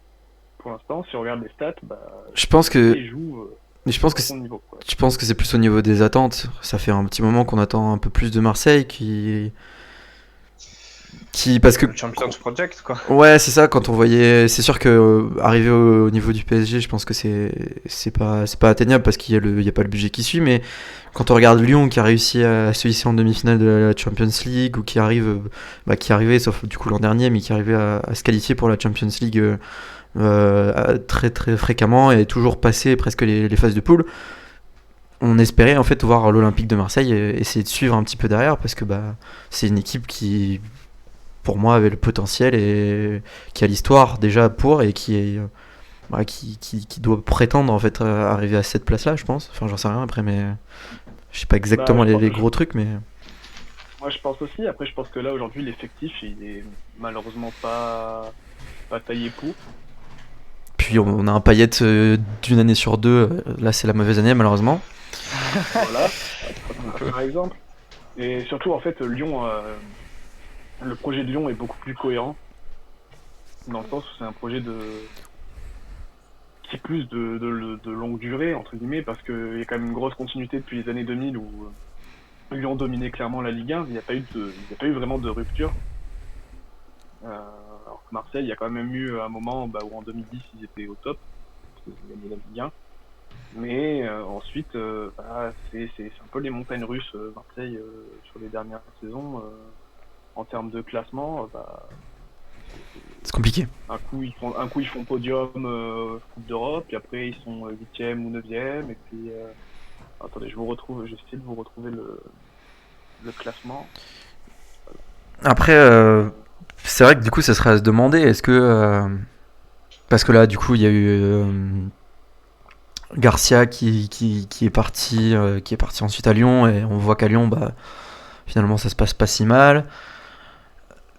Est-ce que je Ouais, pense que moi, après, j'en sais rien malheureusement, mais ce que j'ai l'impression de ce qui se passe, en tout cas, quand on regarde tout ce qui se passe autour de Marseille, l'atmosphère pour espérer gagner, elle est déjà, elle est pas là, quoi. Entre les supporters ouais. qui sont presque à insulter leur équipe, qui sont juste à attaquer le centre d'entraînement, le coach qui est pas qui est en désaccord avec le staff, etc.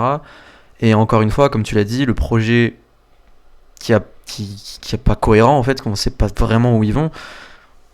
C'est difficile de gagner dans ces conditions en fait, je pense. Et pour les joueurs, Bah, c'est difficile de vouloir, enfin, d'avoir le mental à fond quand t'es entouré de tout ça, quoi, je pense. il Parce y a que, une énorme, il y a une énorme pression de la part des supporters. Alors, il y a une énorme ferveur. Genre, quand tu discutes avec des gens qui habitent à Marseille, bah ouais, voilà, Marseille, là-bas, il n'y a pas grand monde qui supporte pas l'OM, hein. C'est sûr. Après, le problème, c'est que souvent, on a quand même une vision réduite des supporters de Marseille parce qu'on voit que quelques-uns qui sont tout le temps en train de râler, de mettre la pression, Oui, bien de sûr, de pas toute être façon, content, ça c'est toujours pas ça, être mais content finalement. Et je pense que ça nuit un petit peu déjà, un, à l'image des supporters, deux, à l'image de Marseille, et ça nuit aux joueurs. Moi, je pense que, après, c'est mon simple avis, que des personnalités comme Bengous ou Mohamed Eni, qui sont tout le temps après les matchs, à faire des débriefs, à être après les joueurs, avec des critiques assez violentes quand même, et tout ça devant de grosses communautés, je pense que ça nuit aux joueurs.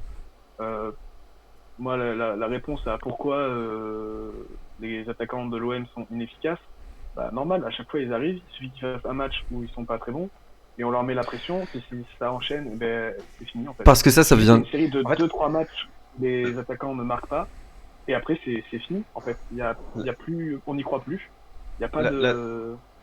la situation me fait un peu penser à quand Silvino est arrivé à Lyon. La ferveur qu'il y avait autour de certains supporters et tout, qu'il y avait de l'attente très vite. Bon, après, ça s'est pas fini de la même manière, enfin, genre, pour des choses différentes. Mais après, la ferveur, il y a pas qu'à l'OM où c'est comme ça, tu vois.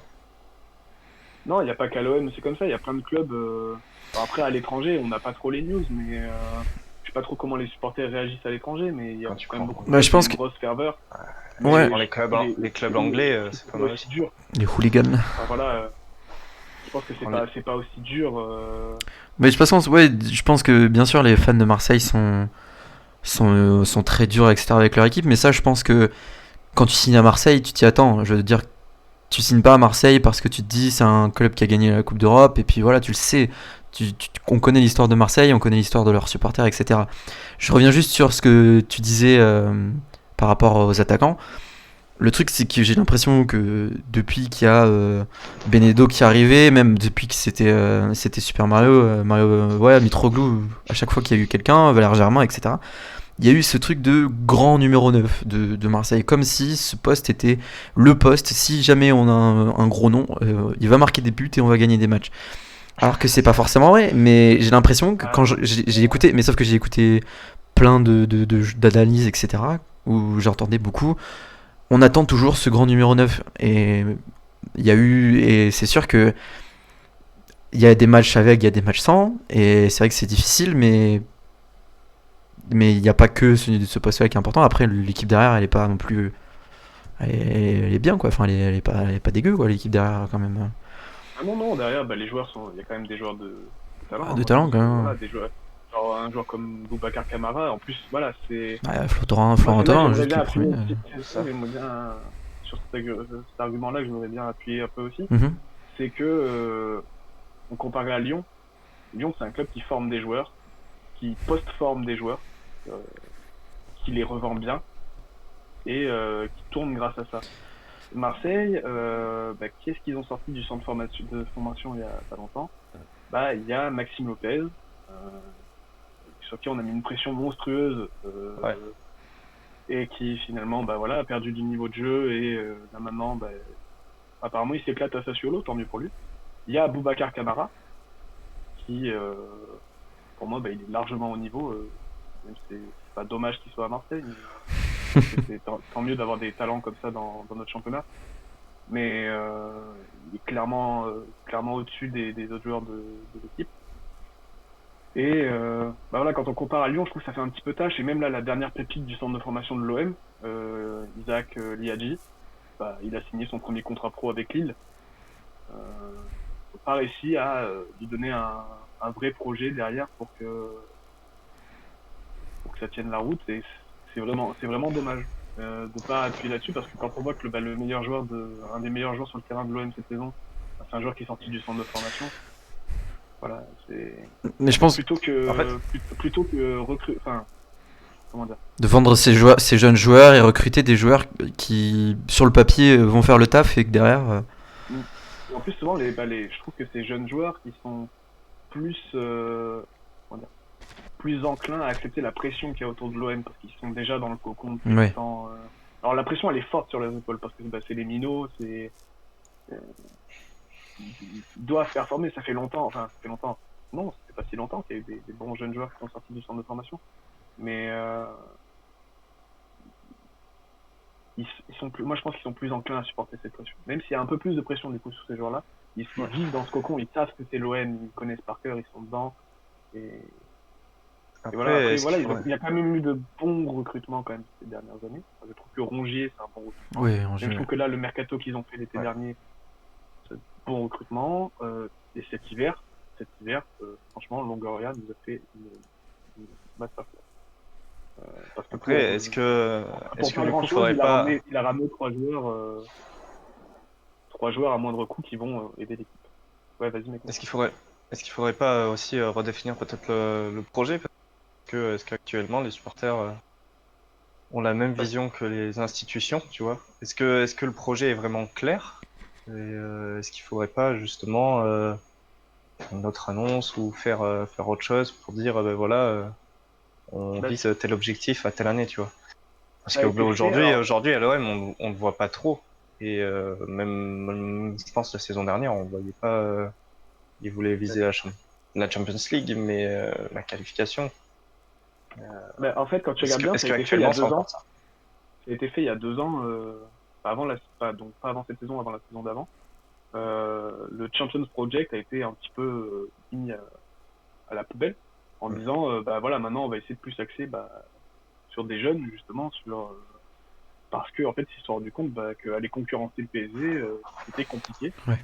C'est faisable, mais c'est compliqué. Là, cette année, avec les conditions particulières, tout ça, on a quand même Lille et Lyon qui arrivent à venir titiller Oui. Paris.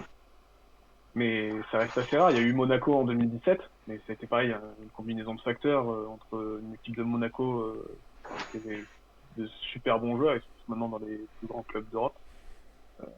Et en plus, l'éclosion d'Mbappé et tout ça. Et tu vois, même en termes d'objectifs, tu peux pas dire on veut gagner le championnat d'ici telle date, parce que en fait, c'est pas un objectif impossible. Mais si tu es un minimum réaliste, tu vas pas aller concurrencer le PSG Évidemment. ça là à telle date. Et c'est- Et même si tu vas les concurrencer, bah il y a quand même de fortes chances que Paris sur cette saison-là, bah il gagne. Et c'est pour ça que. Non, mais enfin, je sais pas, genre, est-ce que tu peux pas te dire, tiens, il y a l'Olympico, est-ce qu'on peut pas se mettre au niveau de Lyon? Est-ce qu'on peut pas aller titiller? Mais c'est pour ça que. Ça Attends, c'est possible. Titiller- L'an titiller ça. dernier ils ont terminé deuxième. mais c'est- Et Moi j'ai juste envie de rebondir sur ce que t'as dit, Quentin. Comme tu l'as dit, ce projet d'aller rattraper le PSG, c'est compliqué, mais c'est pas impossible.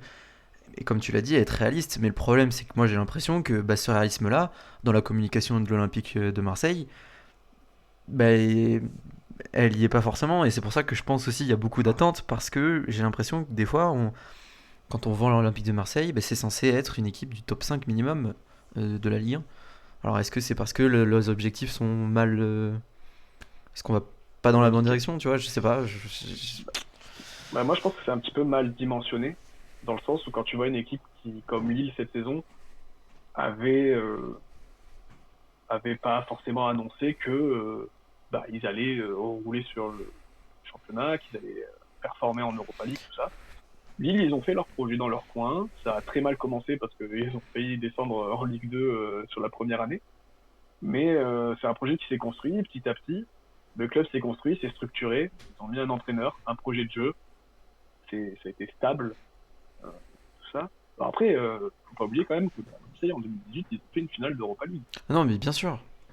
Alors, il y a quand même du bon à retirer de tout ce projet-là.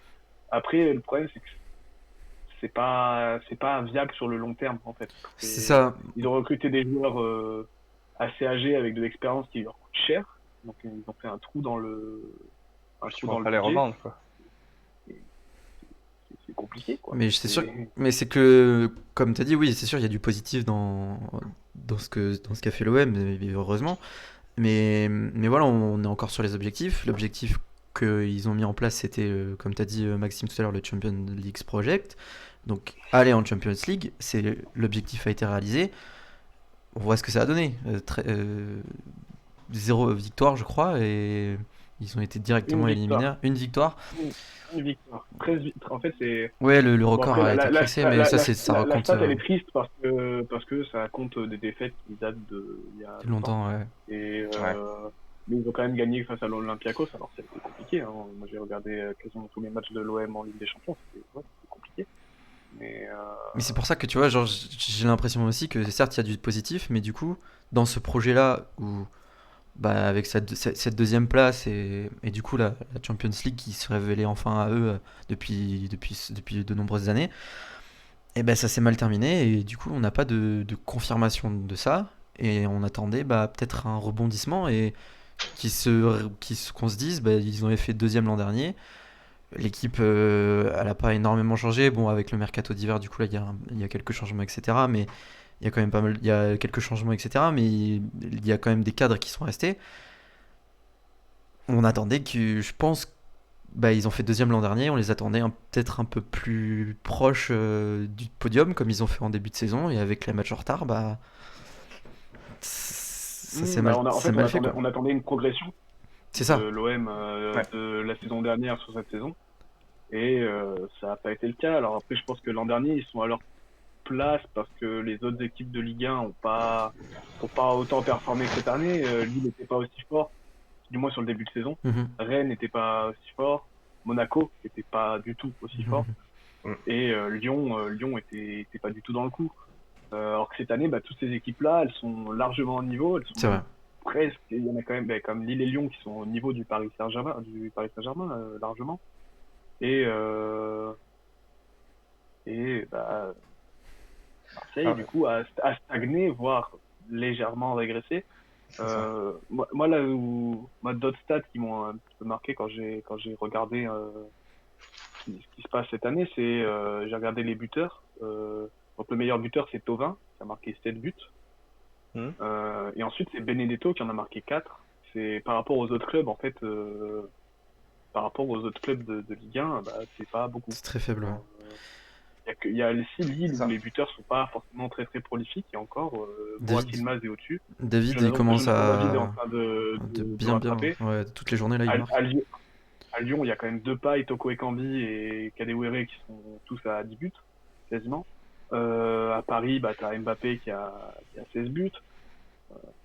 Si, ouais, t'as Rennes qui doit être à peu près sur les mêmes standards, mais parce que joueurs blessés, tout ça.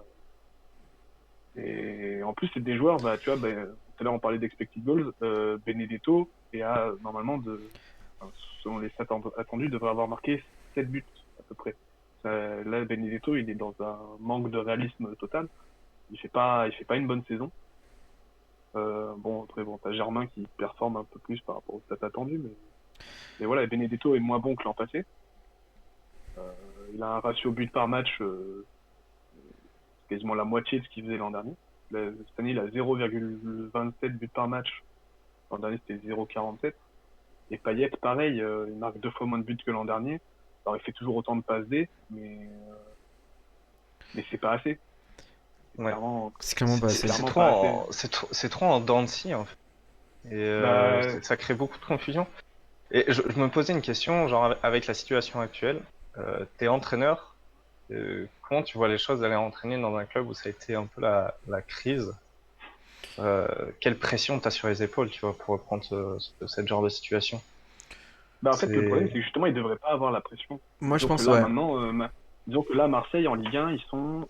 Je pense qu'il y a Ils sont tout à 7 ou gagner. du 8e. coup. Ils sont 7 ou 8e, je crois, un truc comme ça. Mais après, ils ont des matchs de retard. Encore un Ouais. peu, ouais, mais Encore ils en ont moins qu'avant.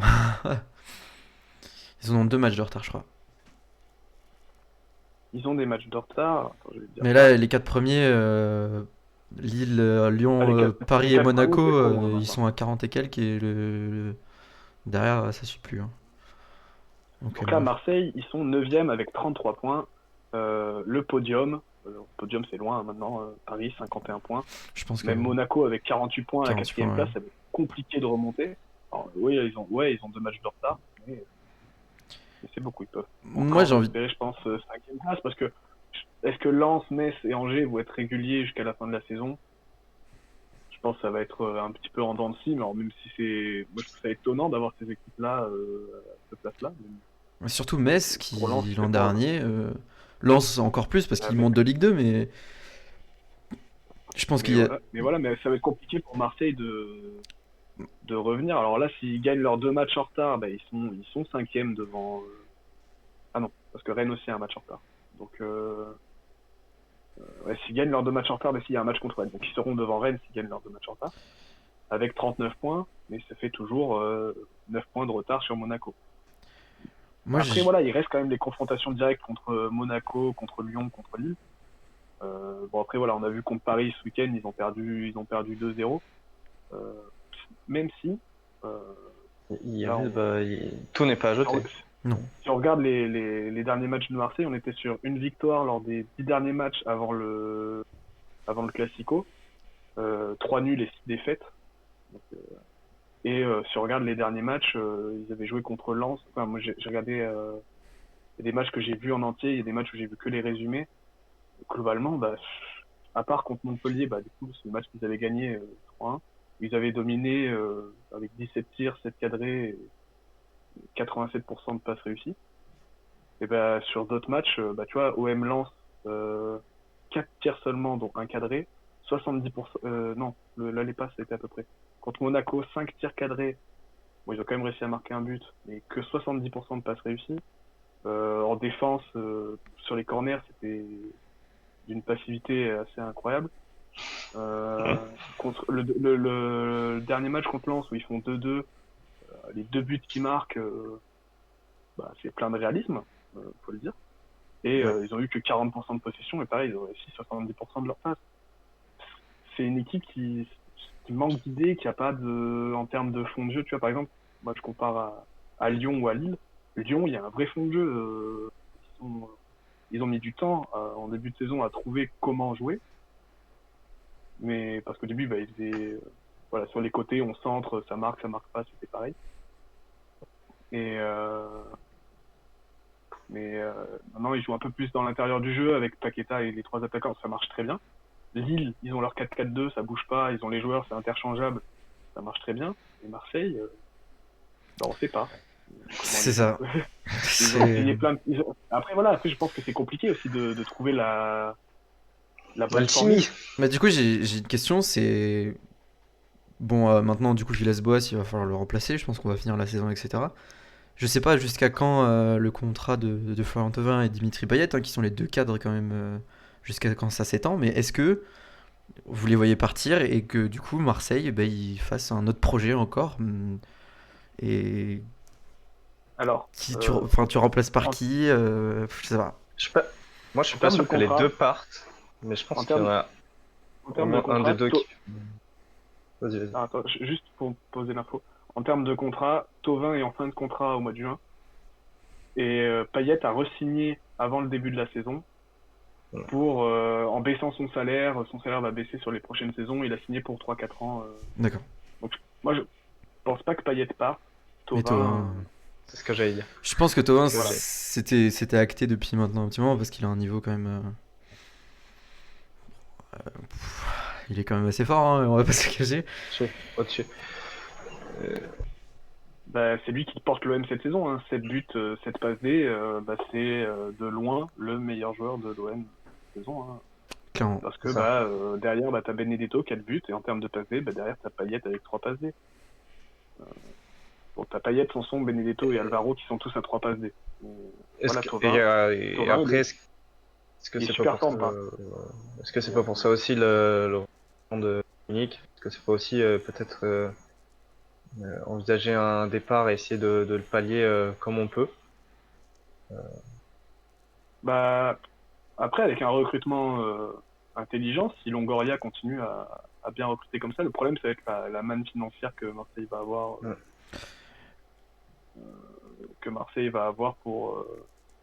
pour acheter des joueurs ou se faire prêter des joueurs. Le problème, c'est qu'ils risquent si Thauvin part, ils récupéreront pas d'argent. Hmm. Donc, c'est un joueur qui Eh doit bien ouais, c'est valoir, ça. Il va partir doit bien gratuitement. valoir, je sais pas, Thauvin, sur Presque. Transfermarkt, à combien il est évalué je pense que ça doit être une trentaine de millions d'euros. Je dirais, enfin, facile. Après, en ce moment, c'est un peu compliqué. Mais c'est ça. Puis, Valeur marchande sur Transfermarkt, alors c'est pas du tout la Oui. grande référence. Hein. C'est 32 millions d'euros. Ah oui, et Ok. d'ailleurs, depuis tout à l'heure, je dis plein de statistiques, mais les statistiques, je les ai trouvées sur Sport Référence. Ok. Le lien, c'est fbref.com. Voilà. Il faut citer ses sources, c'est important. euh, toujours très Ils font professionnel. du super boulot pour les stats. Et, si jamais vous êtes intéressé. Donc ouais, c'est vrai que ils peuvent le remplacer, mais pareil, il va falloir faire un mercato intelligent parce que si tu achètes un joueur que tu surpayes et qui ne performe pas, ça va Compliqué, faire ouais. débat encore. C'est ça, surtout si t'es dans un projet à long terme. Le but c'est pas de perdre de l'argent. Ouais, c'est ça. C'est ça, essayer de bien cadrer le projet pour aller dans le bon sens, quoi. Et que tout le monde aille dans le bon sens. Dans la bonne direction. Alors après, tu as quand même le recrutement de Luis Enrique. On sait pas trop ce que ça va donner, mais c'est un jeune joueur avec du potentiel. Qui peut jouer du coup au poste de Thauvin. Il peut jouer ailier droit. Même si je crois que c'est plutôt à gauche de base. Mais voilà, après, il y a des joueurs à un prix abordable en Ligue 1 qui peuvent clairement faire le boulot. Donc pourquoi pas. Après, faudra voir. Il y a d'autres postes aussi qui sont à, à pourvoir hein, dans ce poste de. Enfin, après, ça dépendra des départs aussi. En fait, ça va dépendre de beaucoup de choses. Mais si on regarde le mercato qu'a fait l'OM là, au mois de janvier, là, c'est quand même assez encourageant parce que t'as des bons joueurs, enfin des bons joueurs, des joueurs qu'on connaît déjà, qui viennent. Parce que Luis Enrique, c'était pas un joueur qu'on connaissait. Mais voilà, Paul Lirola, Arkadiusz Milik et Olivier Ncham, c'est pas, ils sortent pas de nulle part. Paul Lirola, il a fait plusieurs bonnes saisons en Serie A. Bon, un peu moins bon la dernière saison, mais en 2018-2019, il fait quand même 2 buts, 6 passes D, c'est pas trop mal, hein, quand même. En plus, il a un profil totalement différent de Sakai, et c'est un poste où il fallait renforcer. Milik, que tout le monde connaît Milik, hein, très fort à l'Ajax, très fort à Naples. Même si la saison dernière, je sais pas s'il a énormément joué. En fait, beaucoup de blessures. Ouais, c'est ça. Un joueur qui a été blessé. Donc, un peu dommage. Je pense que le seul truc auquel il faut faire attention avec Milik, c'est les blessures, parce qu'en fait, partout où il est passé, quand il a joué, il a été efficace, il a marqué des buts, donc est-ce que ça va être pareil à Marseille? Et après, avec l'hygiène de vie de Payet, bon, ça va. Rassurant sur une blessure. Je sais pas, l'hygiène de vie de Payet, moi je la connais pas forcément. Mais voilà, c'est vrai que sur le terrain, physiquement, il est pas forcément au niveau. Donc c'est ce qui fait aussi que Payet sous-performe un peu cette saison. Ouais, voilà. Que du moins, il a des. Après, déjà, en stat attendu, Payet, il est à son niveau. Après, voilà, je pense qu'il est loin de son vrai niveau. On s'en souvient. Quand on voit le niveau qu'il pouvait afficher en 2018 ou même l'an dernier, Payet, c'est autre chose, quoi. C'est autre chose, clairement. Puis voilà, après Olivier Ncham, peut-être que Villas-Boas le voulait pas, mais c'est un profil. Alors c'est pas forcément le profil que Marseille recherchait. C'est plutôt un milieu récupérateur, pas trop un milieu qui fait du jeu. C'est ça qui manque à Marseille, c'est des joueurs qui font du jeu. Remplacer Sanson.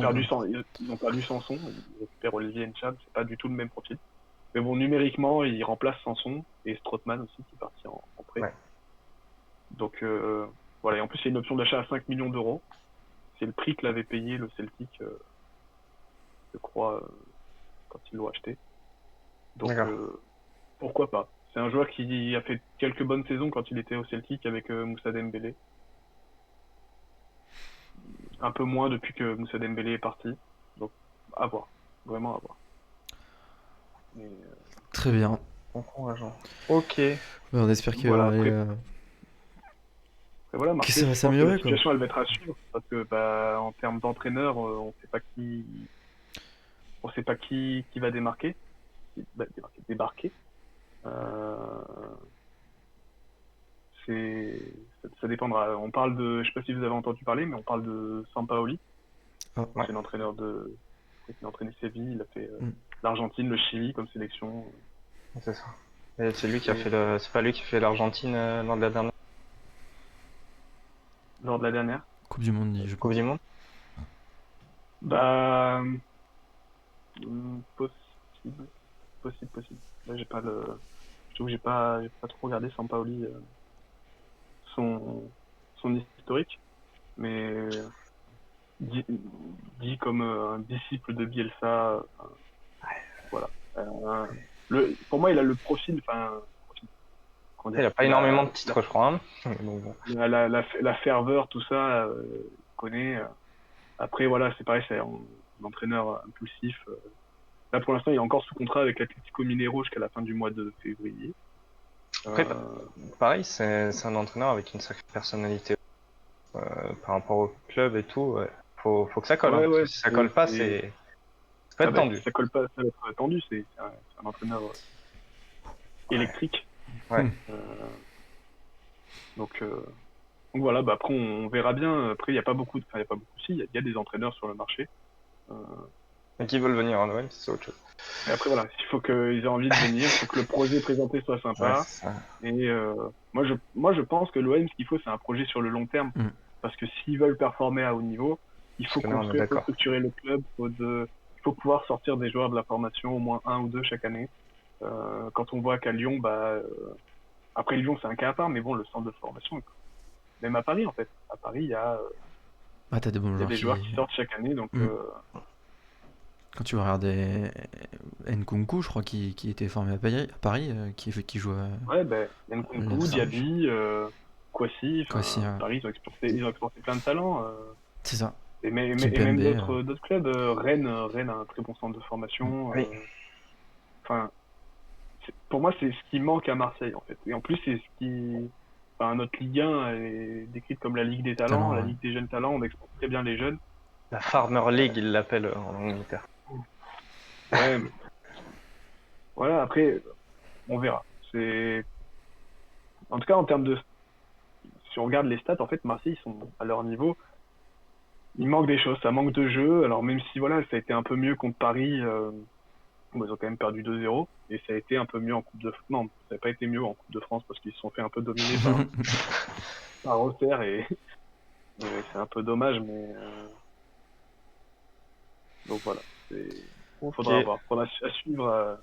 À suivre pour la suite. La suite. Jackie va être nommé entraîneur de Marseille parce que. Eh bien, Villas-Boas qui démissionne, qui ensuite est mis à pied, donc là ils attendent. tu fais bien de parler parce qu'il n'y a pas que l'OM qui est en recherche d'un entraîneur, il y a aussi le FC Nantes. Non, le FC Nantes. La Nantes, ça va trouver, ça y est. Et ça y est, il est trouvé. Ils ont recruté Antoine Comboiré qui a fait Antoine une Comboiré, conférence donc. de presse Très bien. cet après-midi. Alors, J'avais je sais pas, vu un vous allez même voir sur sympa Facebook. là-dessus. J'avais vu un même sympa là-dessus où il y avait Le retour. dès qu'un club est proche de la relégation, Antoine Comboiré fait son apparition. Ouais, C'est un peu ça. donc il a joué le maintien avec Dijon, avec Dijon. Guingamp, Guingamp, Ouais. Guingamp, je crois, ouais. avec Toulouse. Voilà, c'est Ouf. un expert de la relégation. D'accord. Et c'est vrai qu'il n'a pas eu trop de chance sur ses dernières expériences, mais il a fait la conf de presse cet après-midi. Alors vous allez sûrement voir les phrases qu'il a dit sorties comme ça au compte-gouttes. Il a dit j'ai jamais rêvé d'entraîner le FC Nantes parce que à chaque fois qu'on a des rêves, souvent c'est quand même dur à réaliser, donc vaut mieux pas en avoir. Et après il a dit quoi? Il a dit ouais, les joueurs sont mauvais, ils savent qu'ils sont mauvais.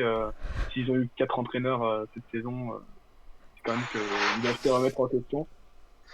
Bon, après, c'est parfait pour entrer dans le climat des supporters et Beckham. Ouais, bah après, si, si vous voyez ça passer, bah, en vrai, il faut regarder la conf de presse Oui. en entier. Les journalistes, ils lui ont Après, posé plein de fois la même question, en mode, oui, les joueurs, machin et tout. Lui, il a dit, bah ouais, c'est une équipe en difficulté, il va falloir les remotiver. Et je suis avant tout là pour qu'ils prennent du plaisir sur le terrain. Donc, voilà, c'est à voir. C'est son club de cœur, Nantes, à Comboré. C'est vrai que c'est un peu un sketch parce que c'est le 18e entraîneur depuis 2007. C'est plus d'un entraîneur par saison. Aïe. Quand on sait c'est que ouais. quand on sait que Der Zakarian, bon, il compte 2 fois dans ce, il est resté 4 5 ans et demi au total sur ses 13 ans. Mm. C'est-à-dire qu'il y a eu 16 entraîneurs, 16 entraîneurs en 9 ans, ça fait 2 entraîneurs par saison C'est minimum. compliqué. Ouais. Voilà, en termes de gestion, je sais pas si c'est vraiment la bonne. C'est pas Voilà, vraiment un exemple. Ouais. on parlait d'inscrire un projet, Oui, c'est sûr que un là, Ouais, vrai c'est projet, c'est exactement ce que j'allais dire. Ouais. bah non, là c'est pas le cas et c'est bon, on le voit, hein, ça marche pas. clairement. Donc, C'est ça. C'est de la désillusion pour les Canaries. Et je- ouais, c'est assez terrible. Mais les Ouais. projets, ils réussissent dans d'autres cas, et c'est le cas du Bayern. Parce que le Bayern avait champion du monde du coup des clubs contre les Oui, tout à l'heure. Tigres de Monterrey. Le projet est monté depuis un moment. Ouais. Ça roule, ça roule plein fer. Et plus d'argent aussi, hein. Là, Il y avait, voilà, ce que j'allais dire. Le club bavarois est mieux loti. bah déjà en termes financiers, puis même, enfin là, faut quand même noter, genre ils ont fait 6 titres quand même cette saison. Ils ont gagné toutes les compétitions Mhm. dans lesquelles ils étaient engagés. Championnat d'Allemagne, Coupe d'Allemagne, Ligue des Champions, Super Coupe d'Allemagne, Super Ouais, Coupe c'est ça. d'Europe, Coupe du Monde des clubs. Enfin, voilà, C'est quand même Ils quelque sont, chose. pense qu'il y a- ils sont premiers de Bundesliga à 9 points du Leipzig et ils sont 5 matchs sans défaite. ouais, voilà, en Ligue des Champions, ça tourne. Ils ont C'est battu ça. l'Atlético 2 fois. Ils ont peut-être fait match Euh, nul la deuxième fois, je sais plus. Non, je sais plus. Voilà, ils ont globalement dominé leur groupe de Ligue des Champions. Oui. Ils sont sur les mêmes bases que l'an dernier. Lewandowski encore sur des bases incroyables. C'est le meilleur buteur d'Europe cette saison. Il est juste En- incroyable. Et je trouve que ça fait plaisir parce que bon, je pense que c'est un joueur que tout le monde aime bien et Bah, qui c'est un mérite joueur simple. Enfin, ouais, c'est ça, et c'est un joueur qui mérite une place sur la plus haute marge du Ah ouais, podium clairement. européen, quoi. ouais, bah, je pense que s'il y avait eu un concours pour le Ballon d'Or cette année, C'était lui. j'espère Ouais, qu'il l'aurait remporté. En tout cas, C'était lui, c'était un certainement. peu son, exactement. il faisait partie des prétendants.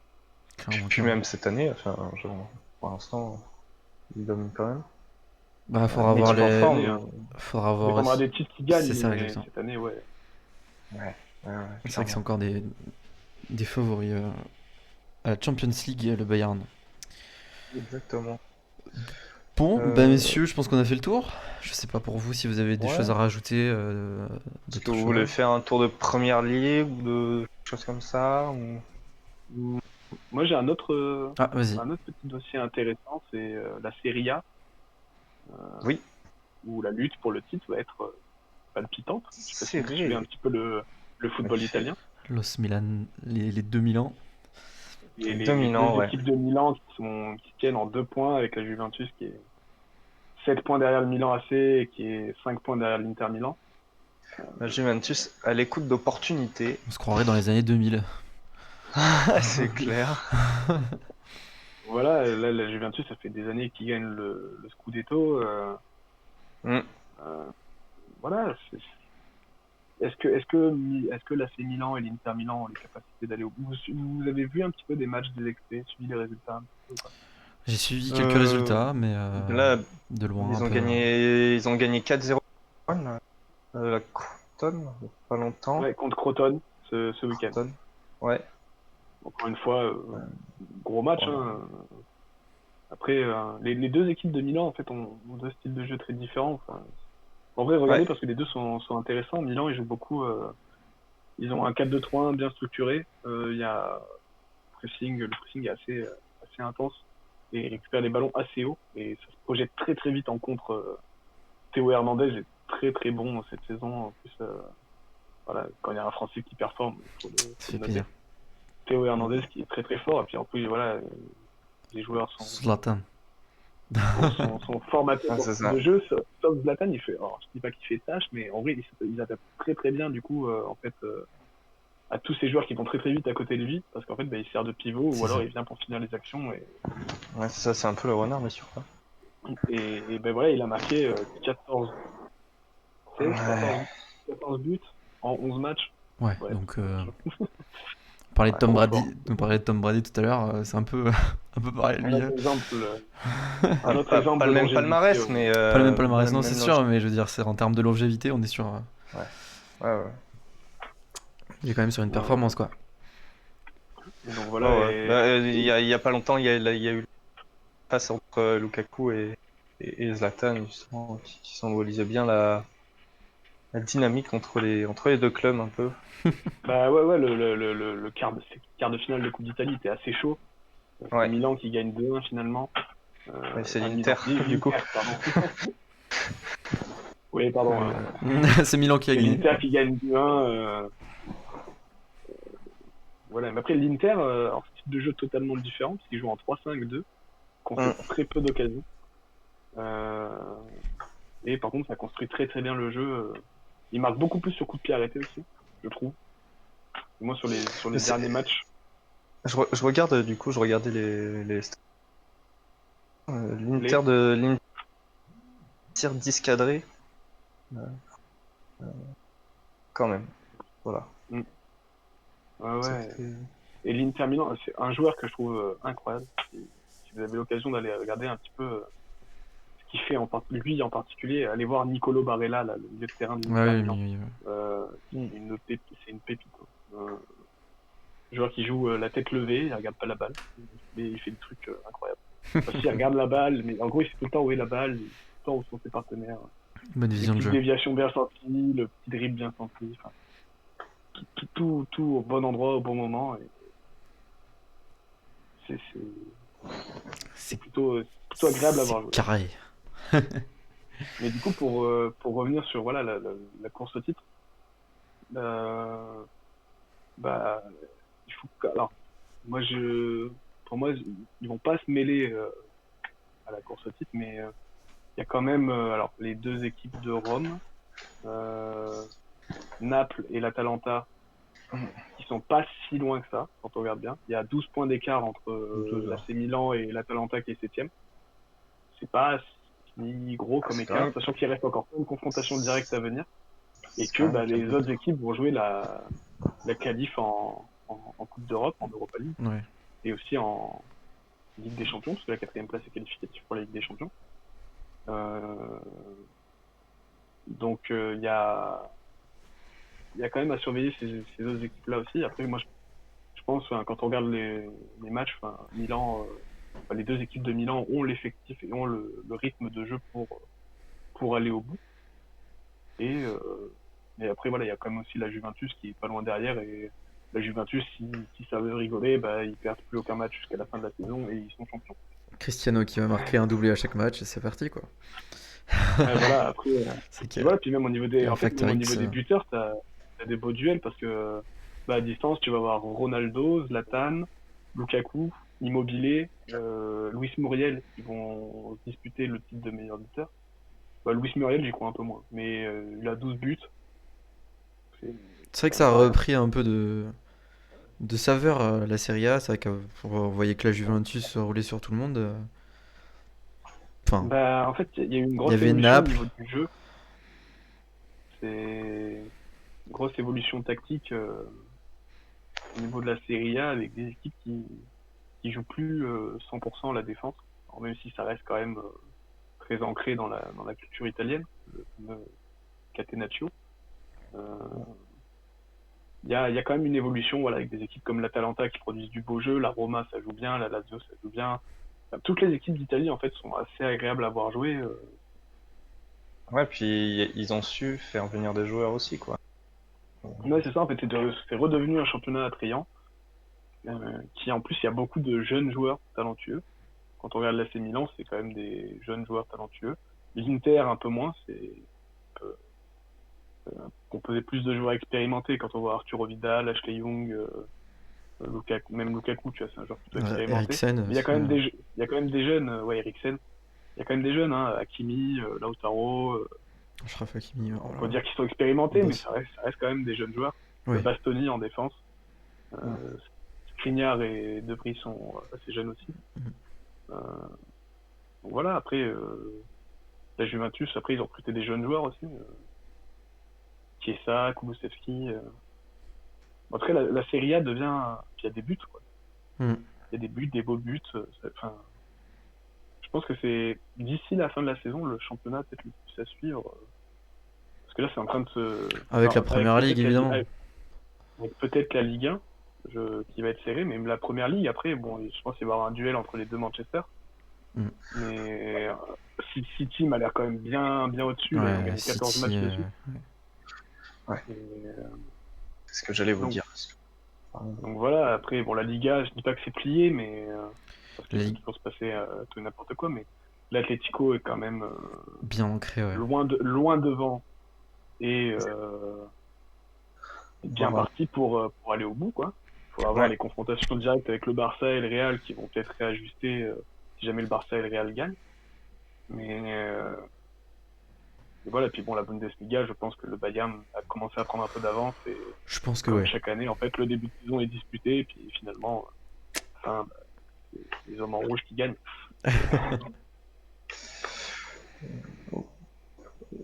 J'avais une question par rapport à. La semaine prochaine arrive la Champions League, du coup. Et au vu de la situation qu'il y a au Paris Saint-Germain et à Barcelone, est-ce que c'est l'affiche qui fait sur le papier, on va dire, rêver, Rêver. qui donne envie? Est-ce que ce serait pas un match avec trop d'attentes au niveau du jeu et on risque pas d'être déçu sur cette. Alors, on en a déjà parlé tout à l'heure un petit peu en off. L'affiche, elle est, comment dire, elle est attrayante par C'est que c'est- le côté, on a deux gros clubs qui s'affrontent. Il y a un passif entre les deux clubs, que ce soit sportif ou je Dans veux les dire, sur le médias. terrain avec la remontada et avec l'histoire de Neymar, de Barcelone qui avait plusieurs fois voulu recruter des joueurs de Paris, ça n'avait pas marché. Comme ça, la rumeur de Léo Messi et tout. Non. La rumeur en ce moment de Messi qui va signer peut-être au PSG, tout ça. Il y a un côté grosse affiche de ce côté-là. Si on regarde au niveau du jeu en ce moment, pour moi c'est pas une si grosse affiche que ça, même si en fait sur un match on a quand même des joueurs qui peuvent sortir. C'est ça. La double confrontation peut être hyper intéressante si tout le monde joue bien à son niveau. C'est ça. On a quand même deux équipes qui sont bien sur le papier. Il y a une grosse armada des deux côtés, mais donc ouais, c'est vrai que sur un match, si tout le monde est bien motivé et qu'ils prennent feu, on peut avoir d'un match une confrontation assez dingue quand même. Et puis voilà, puis si tu rajoutes tout ce qui est à côté, en fait toute l'histoire autour de la rencontre, ça peut vraiment donner une rencontre explosive. Ouais, Je c'est pense ça. que, alors je sais si il y en a quand même quelques-uns qui étaient là de la remontada là, qui sont encore à Paris. Il y a Marquinhos, Kurzawa. Kurzawa, enfin, c'est des Dis-moi. mecs qui étaient là. Je pense que si t'es un minimum compétiteur, tu l'as un petit peu en travers. Clairement, Ouais, c'est ça. clairement. Donc ouais, bon, moi j'attends. Après il y a plein de grosses affiches. La Ligue Ouais, des Champions, de toute façon, La on a beau Dio, dire ouais, telle affiche est plus clinquante. Tous les matchs vont être des gros matchs. Enfin, même sur les autres années, quand tu vois, quand tu te dis ah ouais non, le match de l'Ajax, le match de l'Atalanta, c'est pas une affiche. Ouais, Quand ils sortent le favori en face, clairement. tout de suite, C'est vrai que l'an dernier, t'as on déjà sait une affiche. qui aurait parié que l'an dernier on aurait un PSG Leipzig et Lyon Bayern en demi-finale. Pas grand monde, je pense. Pas grand monde. Alors après, il y avait les conditions particulières, mais Bien sûr, mais qui étaient là, qui étaient à leur place. c'est pense. sûr. C'est sûr que des conditions particulières, mais quand même, il faut aller gagner les matchs, hein, quand même. Ouais. Puis surtout, Oui, Liverpool éliminé aussi, ça, je pense que contre l'Atlético, certes c'était l'Atlético, mais je suis pas sûr que beaucoup de gens pariaient sur une défaite en huitième non, c'est vrai que aussitôt, quoi. Le match retour en Anfield a fait mal. C'est ça. A fait mal. Donc on sait jamais ce qui peut se passer dans cette coupe. Tout peut se passer. sera là pour en Parce que- reparler. Là, Parce que là, du coup, les matchs séquences, c'est mardi et mercredi la semaine prochaine. tout Il y à a fait. le début des huitièmes. Attends, Leipzig, Liverpool et FC Barcelone, Paris Saint-Germain mardi, et Porto, Juventus et FC Séville, Dortmund le mercredi. D'accord. Et la semaine d'après, du coup, bah, c'est le reste. Hein. Lazio, Bayern le mardi, Atlético Chelsea le mercredi, Atalanta, Real et Mönchengladbach, Manchester City le mercredi. Et ensuite, les matchs retour. Un mois plus tard, enfin 2 semaines plus tard. Et parce qu'on est toujours au top sur l'info, Angers vient de s'imposer 2-1 contre Rennes en Coupe de France. Ok. Parfait. Voilà. Bon, mais je pense qu'on a fait à peu près le tour, non? On a fait le tour, On ça va fait s'arrêter. 2 heures qu'on Ouais. est ensemble. On va s'arrêter sur une victoire donc du SCO d'Angers. Et ouais, ça fait 2 heures, on a tenu 2 heures quand même. Ah oui, mais enfin, quand on discute, ça va vite. Ça va vite en effet. Bon, c'était une première émission de test évidemment. Je pense qu'il y a beaucoup de choses à améliorer, notamment le décor. Vous voyez que tout ça n'est que provisoire. Hein. Ce sont des choses gratuites. Le logo potentiellement peut évoluer également. On va essayer de nous s'améliorer de notre côté pour faire une émission un peu plus structurée, avec potentiellement des invités, etc. Donc pour devenir une grande émission de Twitch sur le sport et avoir des infos des informations des premières infos sûres du sport et des copains, ça serait incroyable. On apprendra le transfert de Léo Messi du FC Barcelone au Paris Saint-Germain. Et ce sera ici que vous l'apprendrez en premier. En tout cas, on l'espère. J'espère que vous avez passé un très bon moment, messieurs. J'espère que ça vous aura plu. Très, fort bien. Et ouais, fort content d'avoir passé ce moment avec vous. C'est fort sympa. Puis, je sais pas quoi, pouvoir remettre ça assez vite. Et ouais, on va essayer de toute façon, l'actu va nous le permettre parce qu'il va se passer plein de choses. On va essayer d'être au rendez-vous, potentiellement la semaine prochaine si on est disponible la semaine prochaine, il y aura beaucoup de choses à dire. C'est pour ça. Voilà, on en a parlé un peu au début, mais la suite des mondiaux de ski. On va avoir du coup la Ligue des Champions. Il y a encore les championnats de foot qui vont. La 10e journée du tournoi Destination. La NBA tous les jours. Voilà. Puis... Le sport, c'est vrai que ça fait du bien d'avoir du sport dans sa vie, hein, pas comme l'an dernier où on a eu une énorme pause. C'était terrible. Qu'il n'y ait pas de coup d'arrêt. Je pense évidemment au sport amateur qui lui est arrêté. C'est sûr. Ouais, grosse pensée à tous les sportifs amateurs. Ouais. Bon, merci beaucoup messieurs d'être restés pendant 2 heures et d'avoir parlé. C'était extraordinaire. Merci à vous d'avoir regardé. Et merci si jamais vous regardez la rediffusion. C'est grave cool. Et puis voilà. J'ai juste à vous dire bonne nuit messieurs et au revoir à tous. Bonne soirée, bonne nuit. Au revoir à tous et puis bonne nuit. Au revoir.